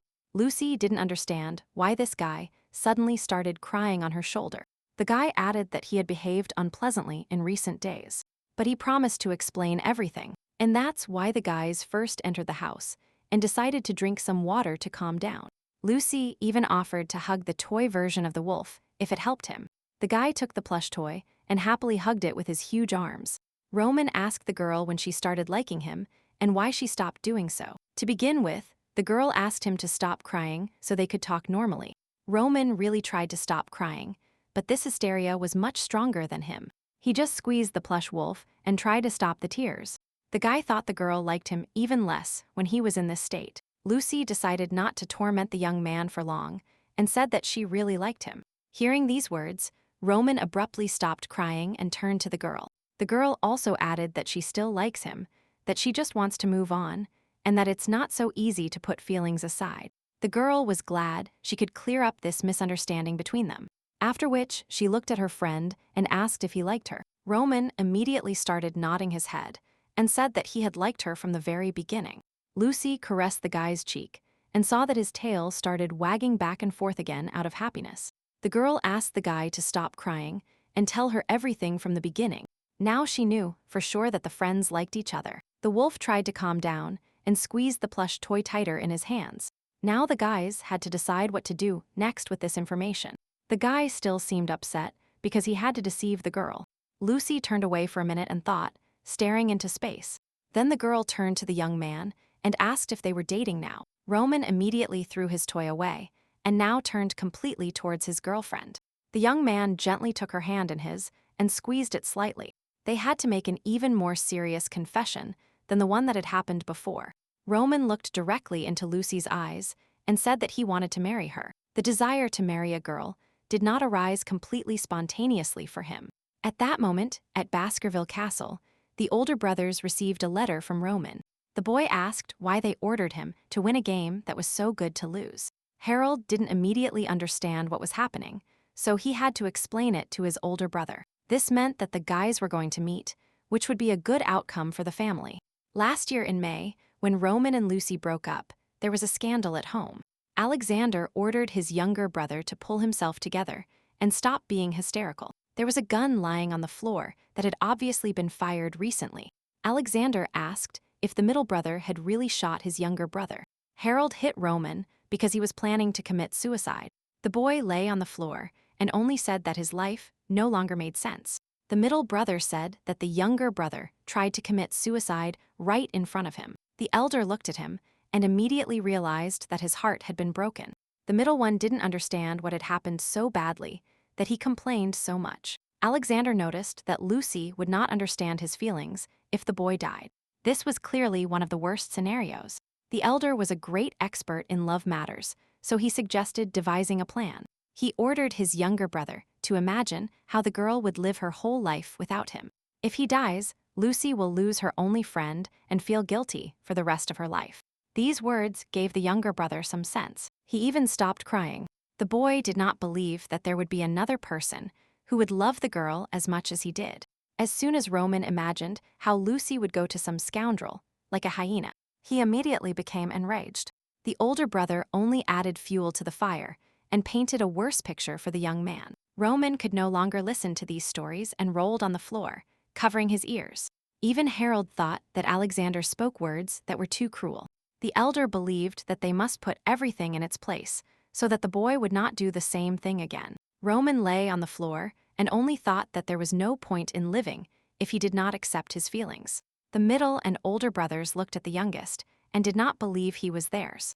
They could no longer stand his whining, so they decided to tie the guy up with a vine for wolves. Thanks to its features, Roman will not be able to break it and escape.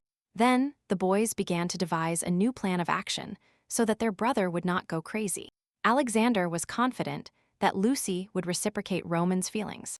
They knew that their younger brother had run away recently, and now he simply wasn't himself. The boys decided to take care of Roman until he came to his senses. The boys dried him with cold towels and gave him calming teas. Along the way, they tried to force the youngest to tell what happened. However, Roman did not want to open his mouth and tell them anything. Alexander knew perfectly well that Lucy had told the guy that for her he was only a friend. Roman could not understand how his older brother could take his place when he had everything.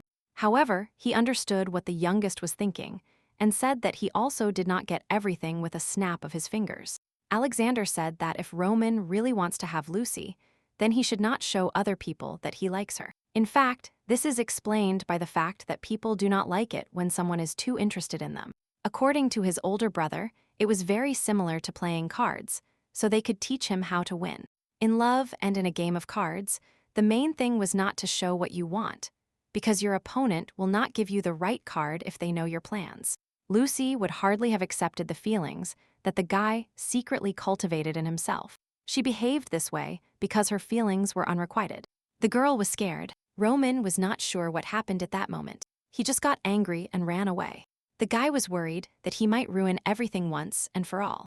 He knew that Lucy wanted to live alone and could walk away from him.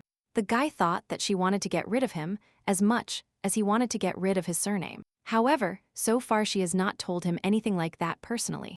Lucy had to leave for another city, and the guy did not want to part with her. Roman wanted to return immediately and talk to the girl, but Alexander forbade him. He recalled that if a man wants to get what he wants, he needs to learn to be patient. Now the younger brother was too excited and needed to get some sleep. Under the guise of an antipyretic, Alexander gave his younger brother some kind of sleeping pill. The elder already knew which side the family lawyer would take if the youngest decided to sue him. Alexander wished Roman good night, and the young wolf's mind began to cloud over. Roman's last thought that day was that he had acted stupidly and had left Lucy furious.